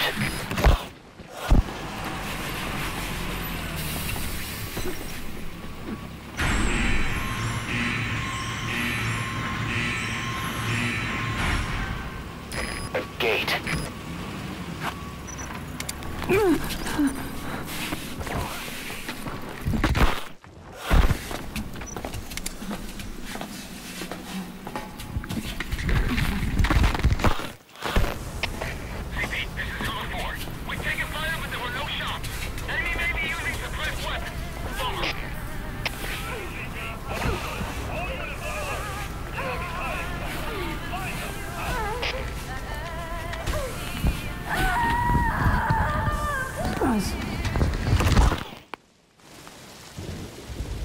Chico left the tape on record while he was being moved. Try using what you hear to find Paz. If you're still not sure, listen to the tape again.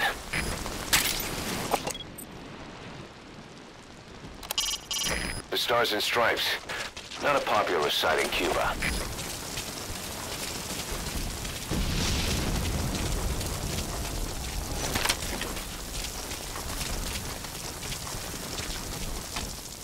CQC is effective for dealing with nearby. You can now either interrogate him, knock him out, or kill him. His life is in your hands.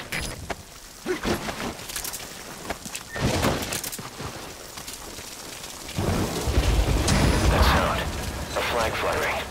Next they headed for a place with a helicopter.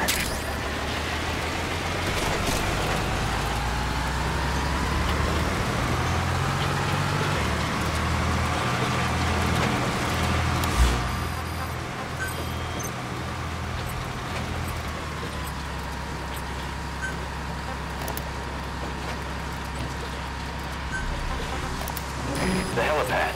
That matches Chico's tape.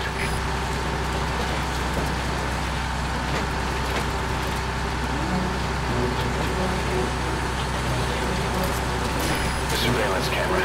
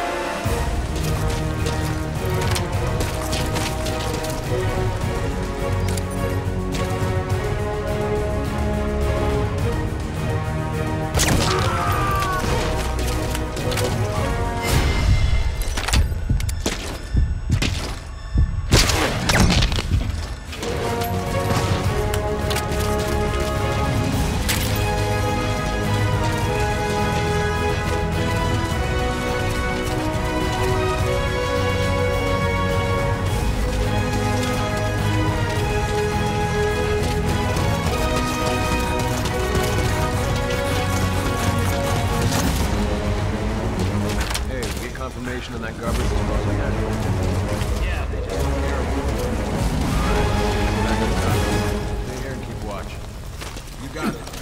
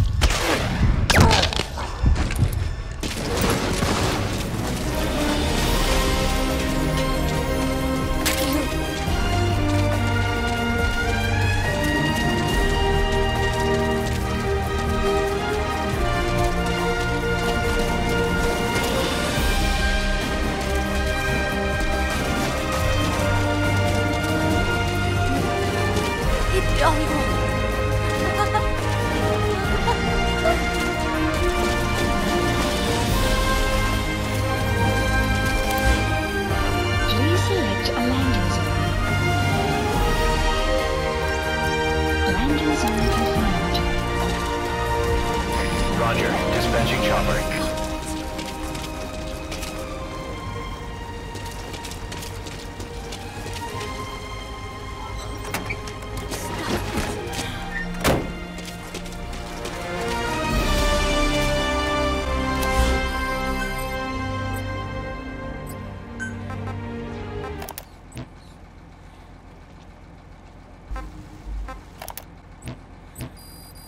Please select a landing zone. Landing zone confirmed. Roger.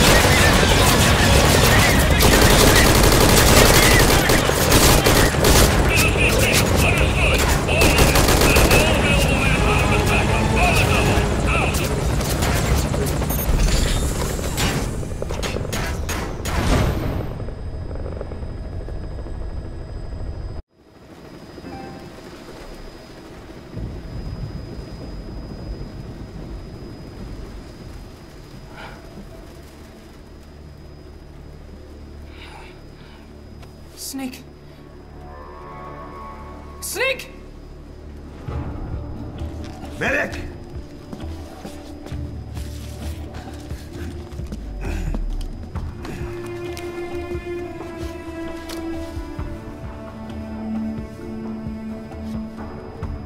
She's rigged.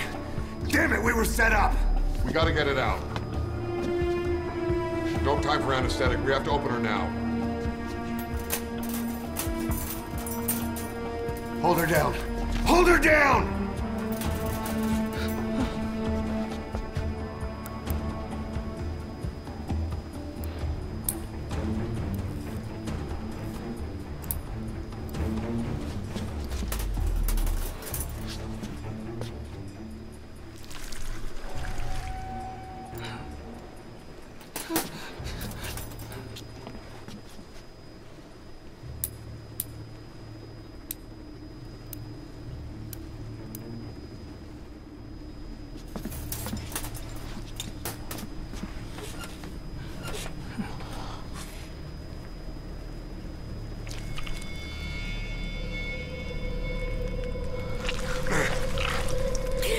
Keep her gun in.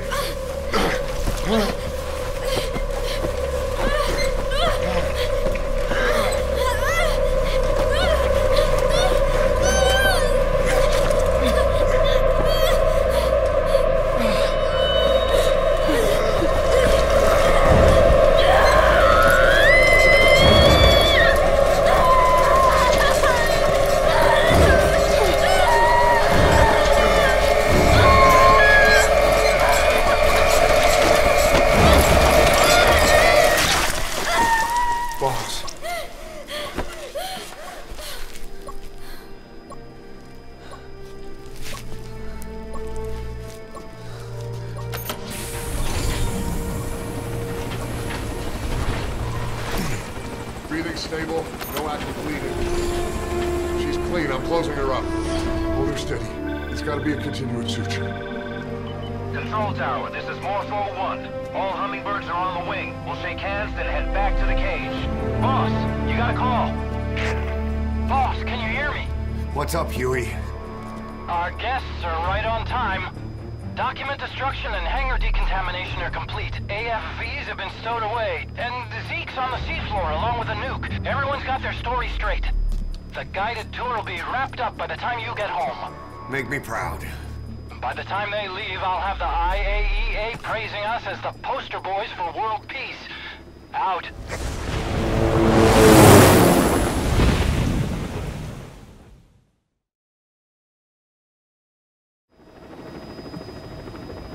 Tower, this is Morpho 1. Do you copy? Can't get through. The link seems fine, but...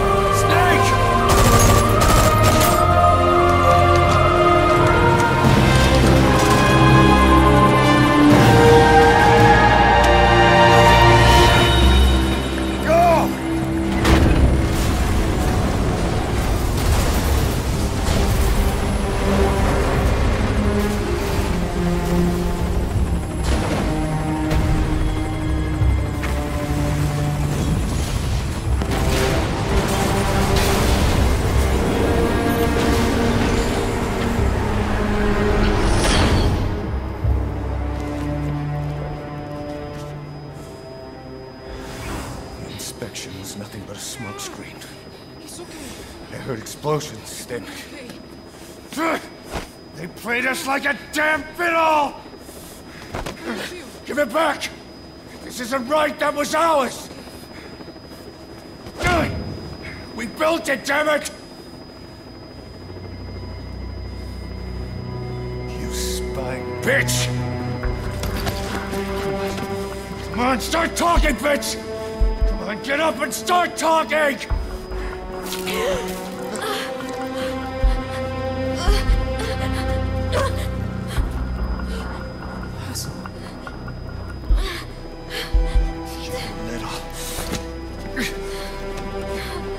Bob, there's... It's all right, we got it out.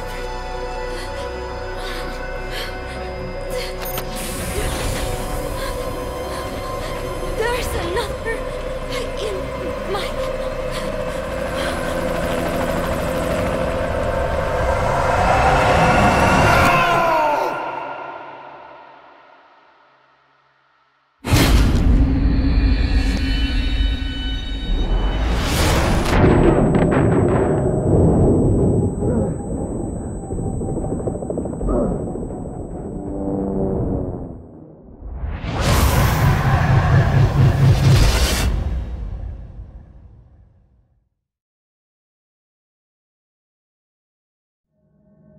Дым был виден даже с побережья. Некоторые СМИ возложили вину за катастрофу на жадную до денег частную армию. После заявления о том, что одним из основных клиентов организации было американское правительство, разразился скандал. В ответ на это министр обороны публично заявил, что ни США, ни их союзники никоим образом не связаны с этим происшествием. Согласно некоторым сообщениям, на объекте находилась инспекция МАГАТЭ, Международного агентства по атомной энергии. И ООН, и МАГАТЭ отвергли эти предположения и заявили, что подобных инспекций не проводилось. Страны, входившие в длинный список клиентов организации, полностью отказались комментировать ситуацию. Число жертв точно не выяснено, а выживших ничего не известно. Тем не менее, прямо перед происшествием и сразу после него, вблизи объекта было замечено несколько неопознанных военных вертолетов.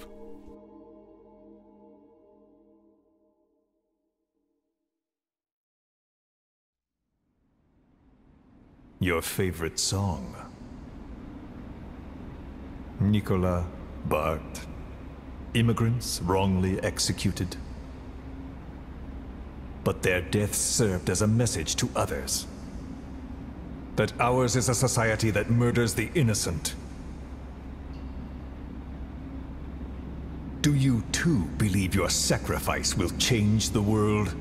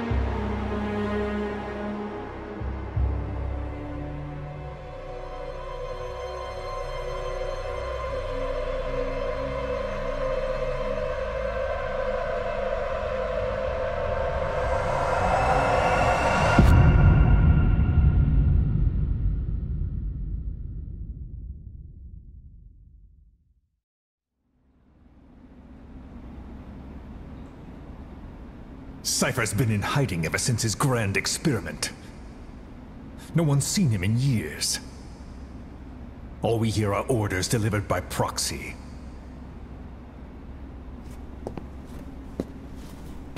Except you.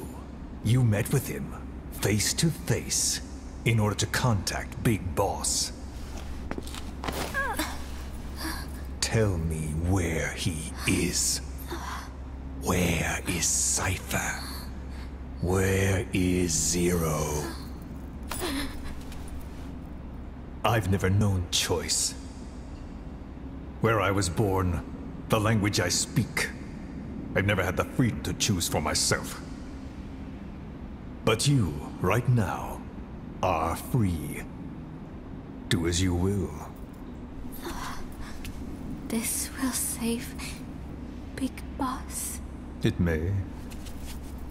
Will you really kill Zero for me? Not for you. All right. Zero is...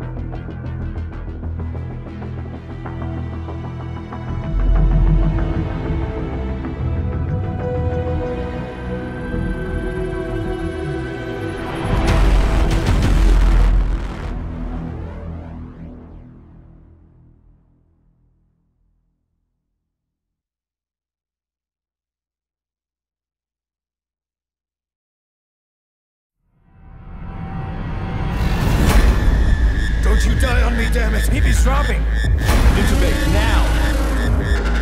Clear!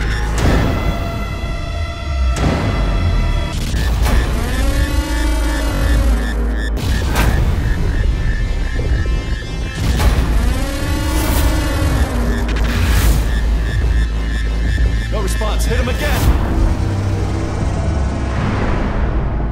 Clear!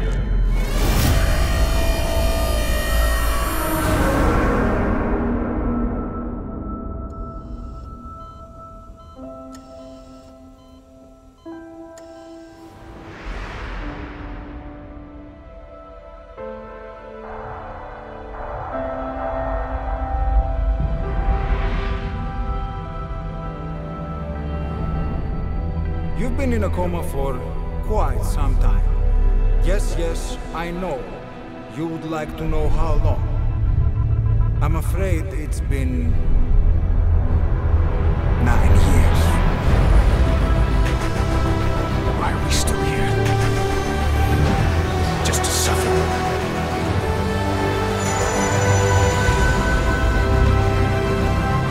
The body I've lost. The comrades I've lost. Won't stop hurting.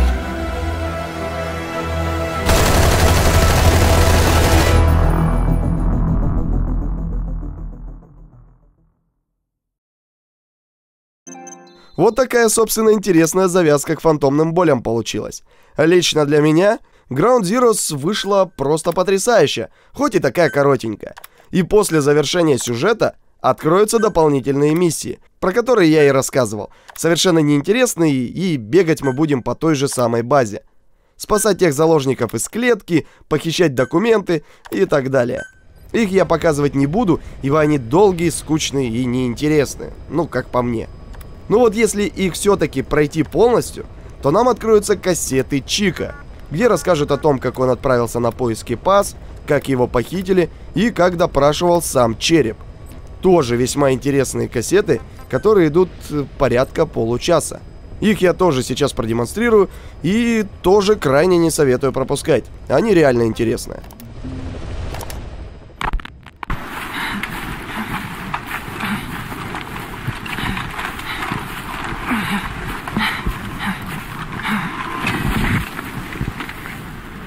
made it ashore. I'm in Cuba. Security looks lighter than I thought. I wonder where Paz is.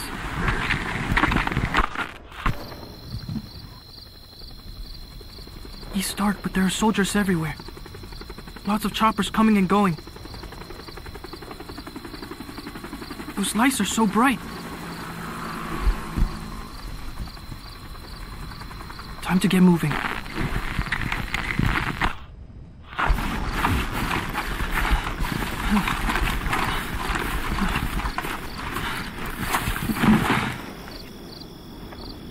I got close to the fence to see if I could spot her. They had a guard posted, so I got out of there. Guess security's not so light after all. I'm coming, Paz.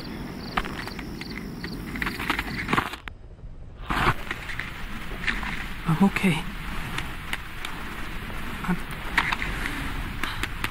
I'm okay.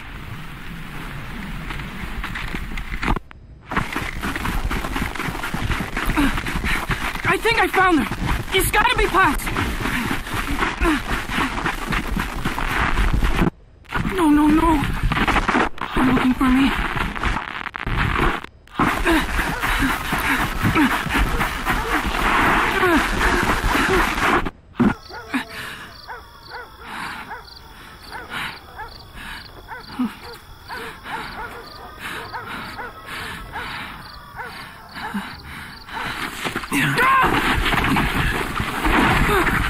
Enough! Quit that struggle! Got him secured. It's a kid.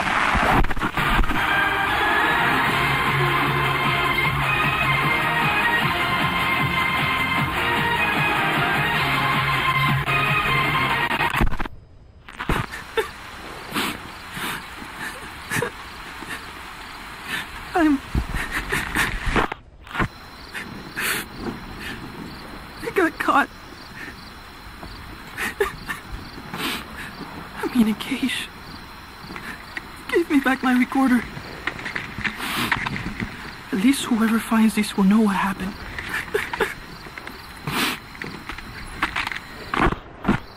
They're holding others here too. Still no sign of Paz.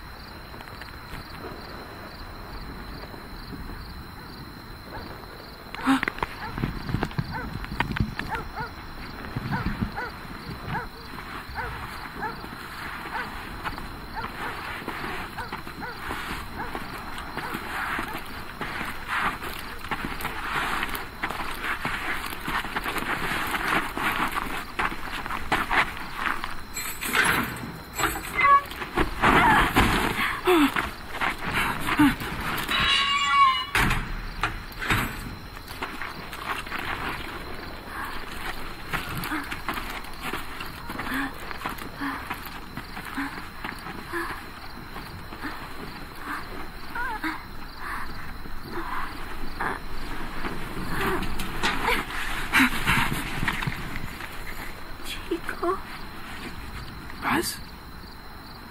Chico.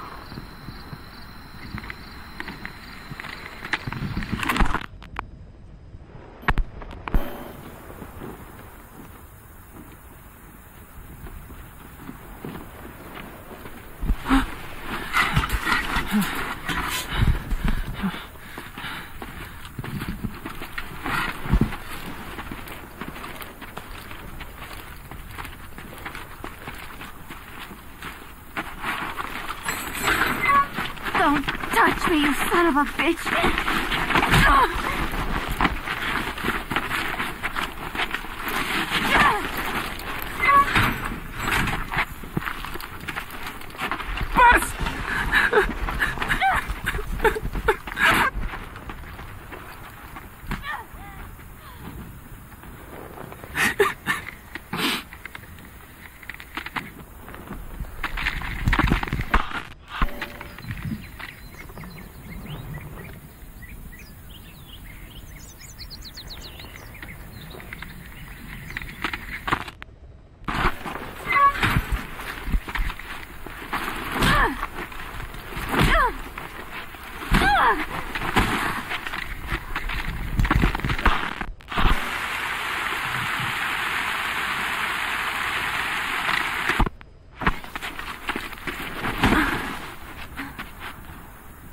looks weak.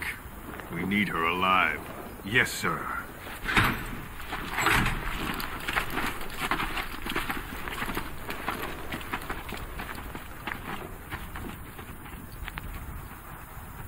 Paz. Huh? You're back early today. Early? And the sun is still up. See? Yeah. Chico, Yes? let us not do this, okay? Huh? I do not think I want to talk to you. But I came here to... Just be quiet, Uh, or I'll scream. what the... I don't get it.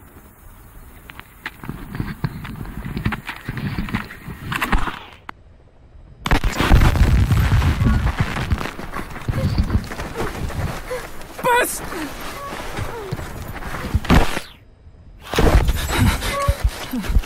On your feet. Okay.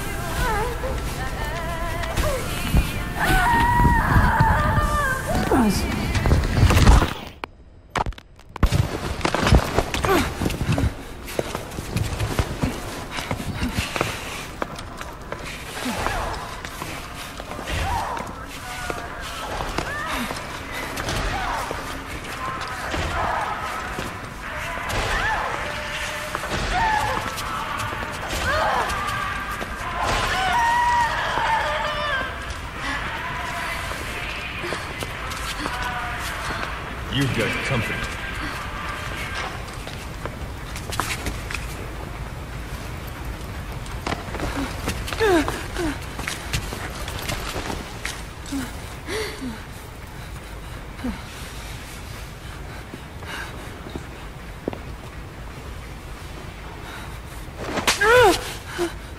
Does it hurt? Talk. Talk!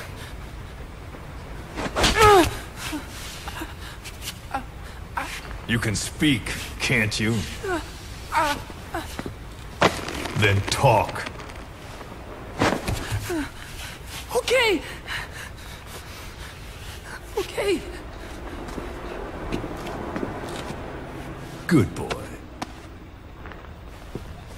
Your boss and I go way back. Don't count on him coming to rescue you. If you're a real soldier, you'll find your own way out. But don't bother trying to escape. Let's say you get lucky, and you don't look very lucky.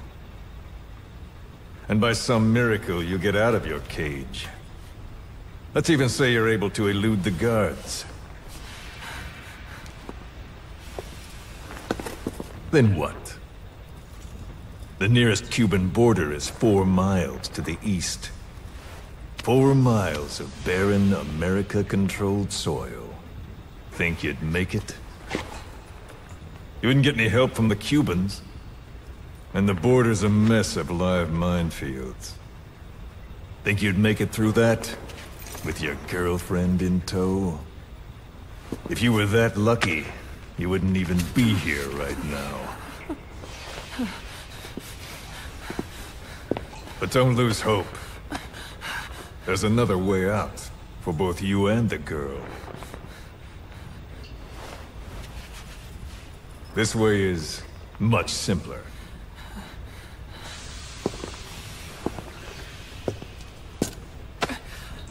I ask, you answer. Easy, right?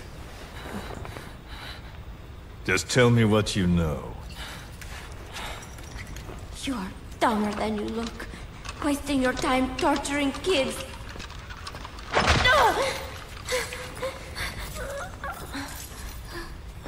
Tell me about your base. Chico. Well? Chico! Hit me!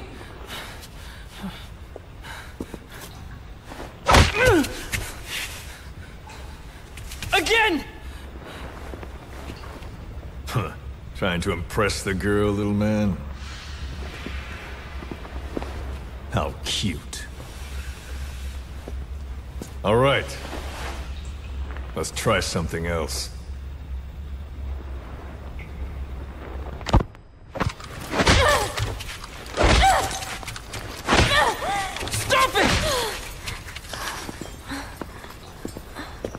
She'll get what she deserves. We were comrades once. But she betrayed us. Deception and deceit. What better proof she's a real woman? Show him. Do you realize what you're doing? Cypher is watching. Let go of me! You will be next. Your hideous face will...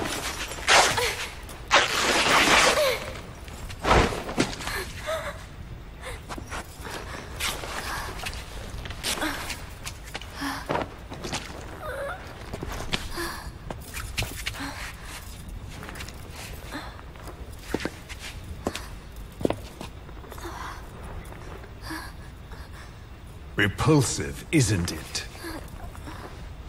Look. Look carefully. Watch out when you grow up, boy. This is the kind of woman you'll want to avoid. Of course, scars like those make it rather difficult to lead a normal life. I should know. Continue. Talk, and you both go free. Chico! No! Don't! Only you can stop this. Don't talk! Chico! Please! No!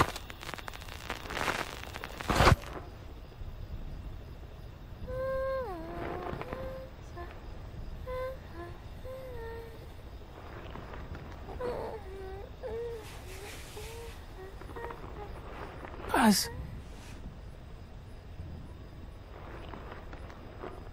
Why?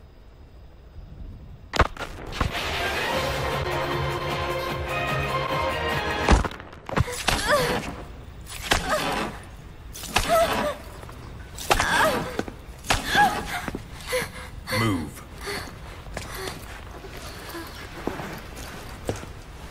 Get up. Huh? You heard me.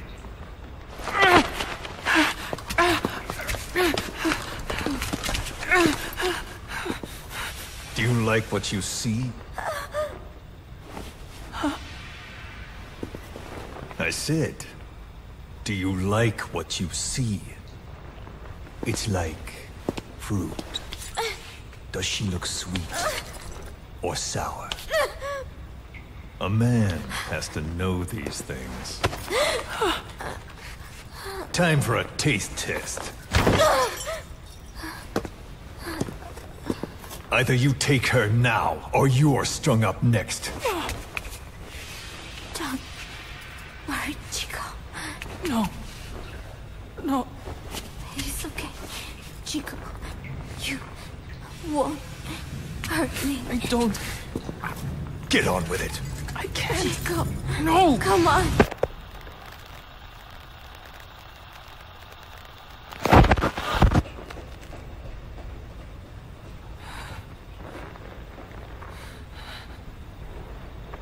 Out at sea?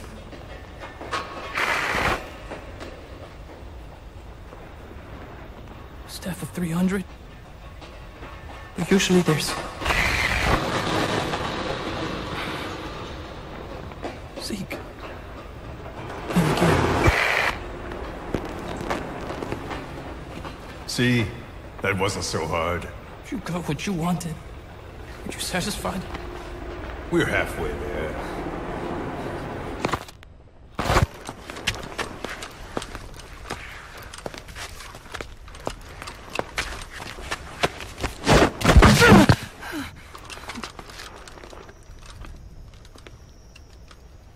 Chico? Chico? Thought you didn't want to talk to me. There's one thing I want to say. What?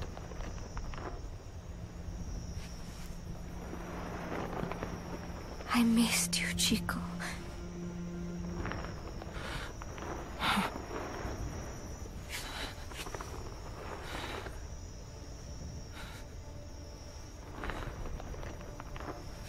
Yeah. Come here. Huh? Closer.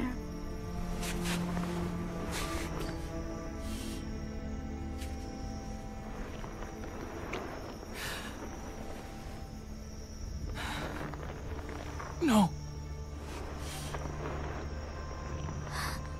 Sorry. Enough already.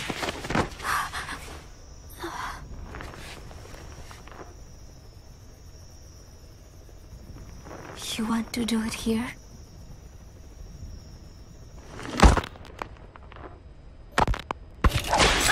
Come on, Buzz, talk! Please, Buzz, I'm doing this for you! Coward! How can you say that? Traitor! Don't make me mad! You're only making things worse!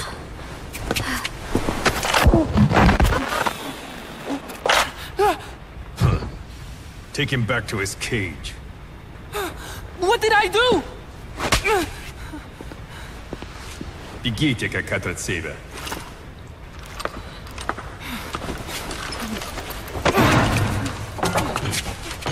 Give it back! Give it back! Enough. She's no good to us dead.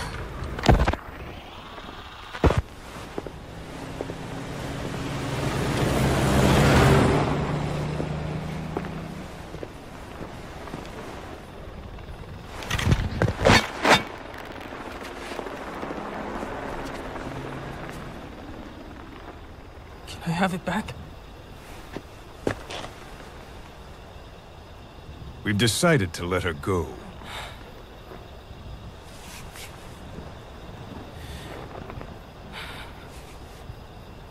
So... she talked. Told her she should have just gotten it over with. She's going back to your boss. But only her. Huh? Those were the terms. She said to leave you here. I suppose she doesn't much care for you anymore. That bitch! Now, you've got quite a problem on your hands. When she gets back, what will she say? That you talked? Sold out your comrades? Your family? You're finished. You mean can't go home? There's very little I can do for you. And I still have need of your services. Huh? You're going to call your boss for help. We'll make a recording, play it across public frequency bands. To bring him here?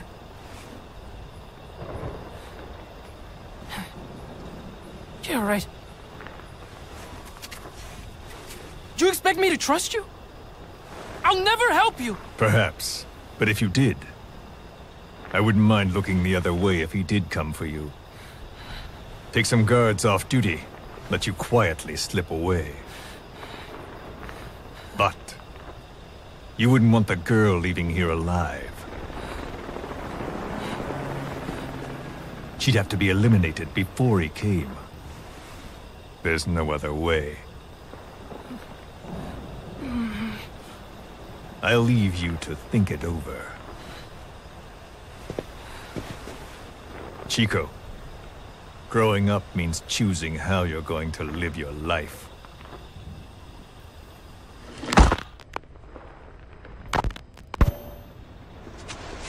Snake, it's Chico. I need your help. Cypher's holding me on a U.S. military base in Cuba. Paz is here too. We're at the prison area on the coast. There are some cages to the east of a big building. It's an old, grassy facility. That's where we are. Help me, Snake.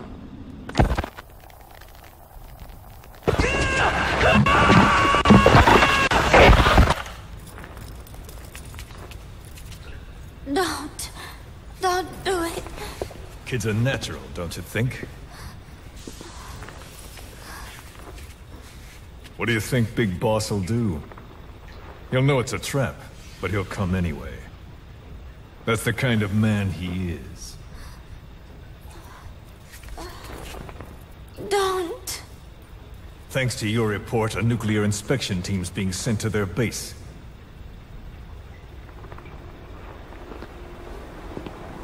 The scientist was our way in. It all ends soon, exactly as I've planned. All thanks to you. Cypher would never...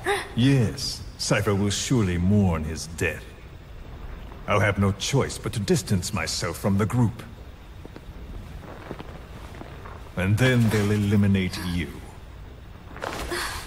No one will be left. Think about that. Big Boss or Cypher. You can only save one.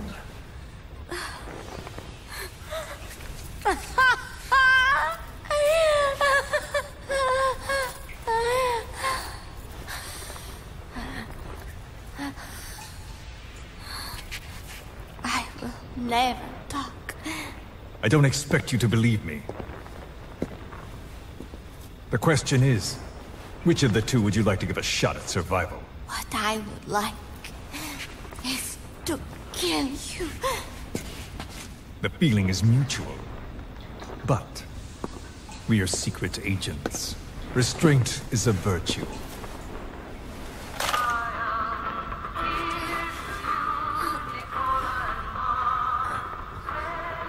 Your favorite song.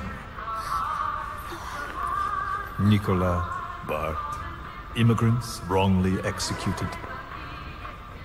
But their deaths served as a message to others. That ours is a society that murders the innocent. Do you too believe your sacrifice will change the world? If so, the time is now. Cypher's been in hiding ever since his grand experiment. No one's seen him in years. All we hear are orders delivered by proxy. Except you. You met with him, face to face, in order to contact Big Boss. Tell me where he is. Where is Cypher? Where is Zero? I've never known choice. Where I was born, the language I speak, I've never had the freedom to choose for myself. But you, right now, are free. Do as you will. This will save Big Boss. It may. Will you really kill Zero for me? Not for you.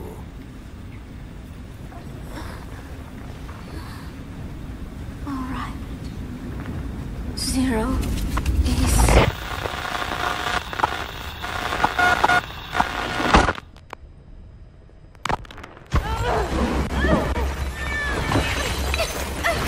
Give it a shot already! Hold her still.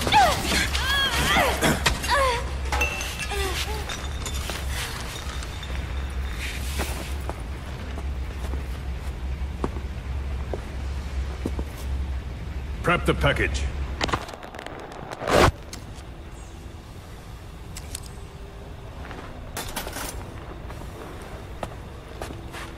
She's all closed up. Timer set for your instructions. We can't have her waking up or dying on us. I gave her a transfusion, a nutrient cocktail, and an anesthetic. How long does she have? 24 hours, same as her cargo. She won't last much longer than that. Let's make room for the bomb. I removed organs she won't need. Almost there. Now for the second one. In a place they'd never look.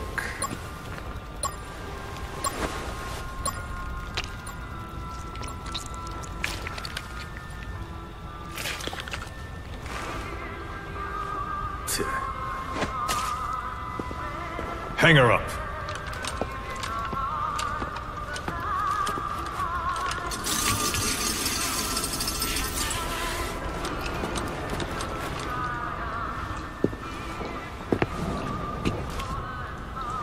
You shall not see triumph.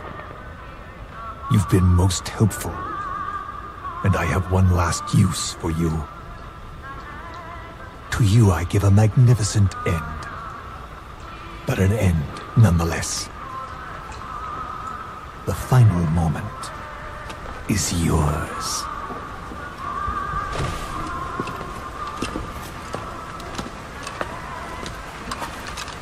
We heard from the advance team. Everything's right on schedule. The C4 has been planted on the legs. Strike team and decoy team are in position. And we have confirmation that Big Boss's chopper is lifted off. A shame I won't see him. But at least I'll get a look at his body. Time for us to move out too. But first, let's stop by and see the boy. I want Big Boss to hear his little diary. Hopefully, he's still a good listener.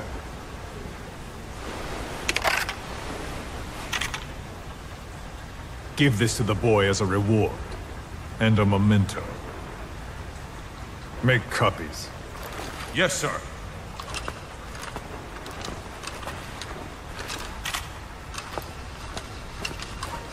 First Big Boss, then Zero. Liberation is at hand.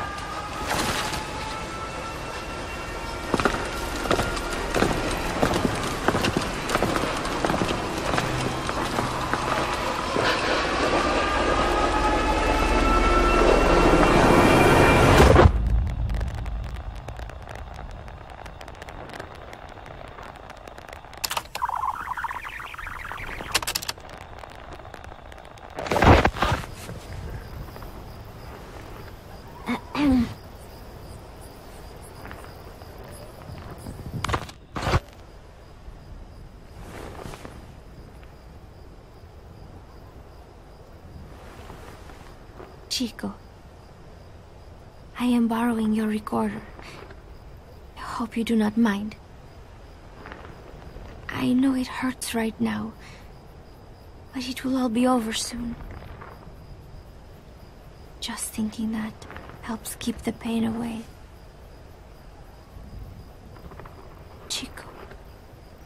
I would do anything to get you out of here.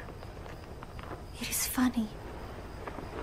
I have never helped anyone else before. Only Cypher. That is the truth.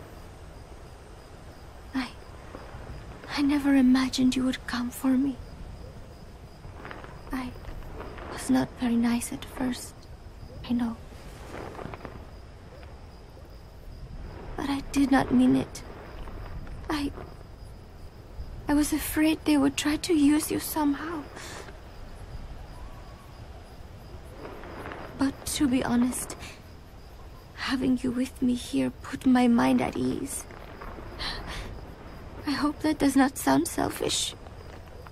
I thought I would never make it. But together, I think we can.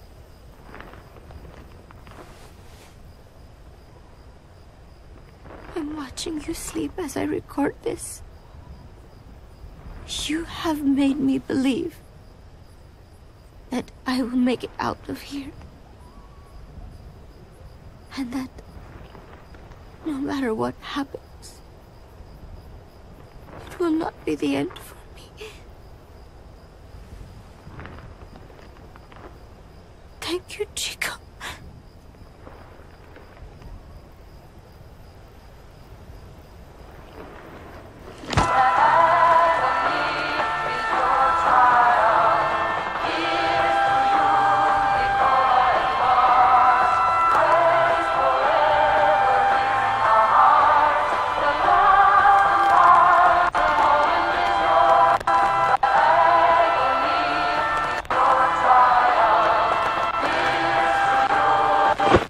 А также еще одну аудиокассету, где череп допрашивает пленных. Она тоже весьма интересна.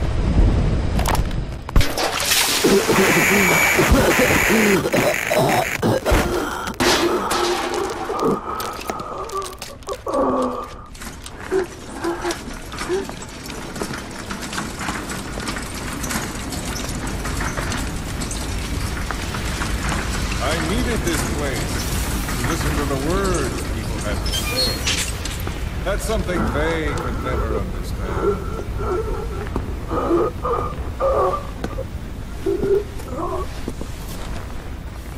You've done your part. You told us plenty. You've known the pain of ages. And even now you think, as any person would, that this can't be happening. Is it education? Morals? Faith? Just the imprint of a lifetime of stories? Face to face with oblivion, which is where you are, and you still think that help is coming. The world you were born into is made to save you. Isn't that right? Of course it is. Everyone knows that. Until your last breath, you know it. Without the slightest chance or reason left to them, humans are capable of hope. I'm no different. But for one thing, when my time came calling, I didn't die. My family died, my country died, but they didn't take me with them. All hell took from me was this skin, this outer peel that marked me human.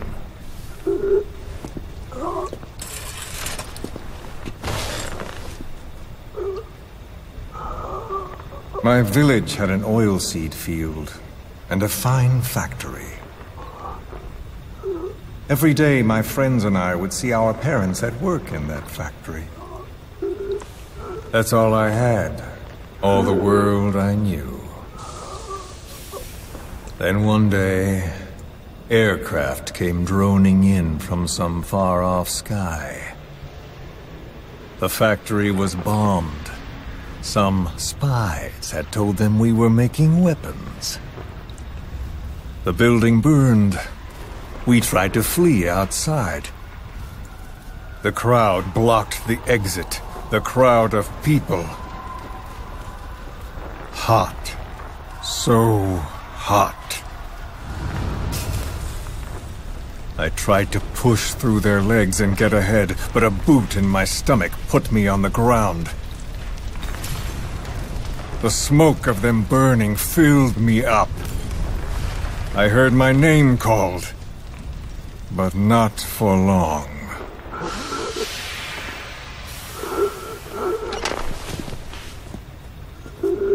At the infirmary they carried me to, a nurse in the corridor saw me and remarked, as if it happened every day, they should let the poor thing die.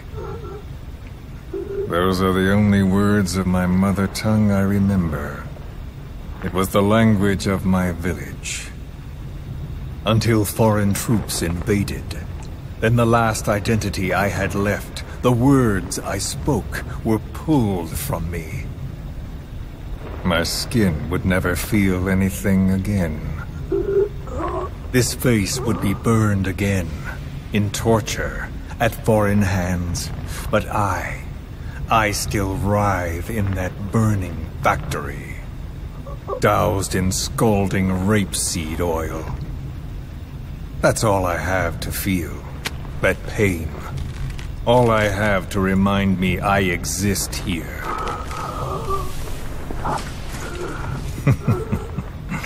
Those spies reported well.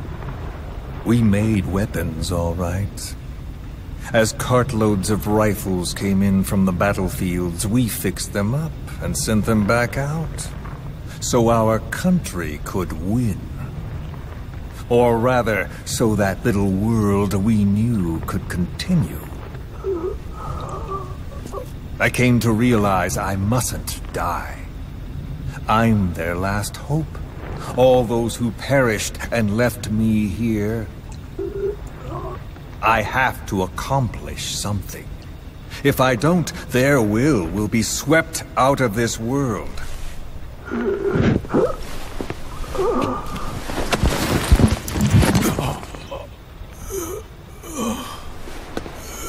So, do you see me now? Tell me, what do you see? You have eyes? What do your eyes see? Yes, that's right. You see a skull face. You see me. This skull is who I am. My mark, my proof of humanity. I have no country, no language, I have no face, but I haven't lost my skull. So I told myself, the pain and effort that keep me alive will never know relief, never bear fruit, never be repaid. I know that. But I told myself to focus on some hope, a non-existent hope, to guide me through this burning world. A hope. Call it a dream. A melancholic delusion.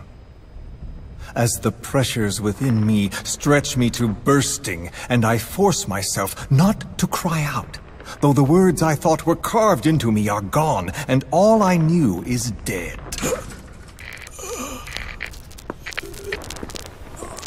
I know how you feel. I've felt that. So show me that I'm not the only one.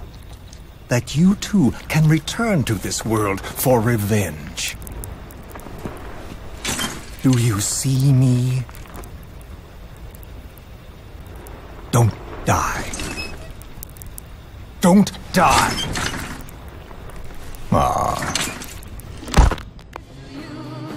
Ну вот, в принципе, и все, друзья. Это было полное прохождение Metal Gear Solid Ground Zeroes с показом всех аудиозаписей.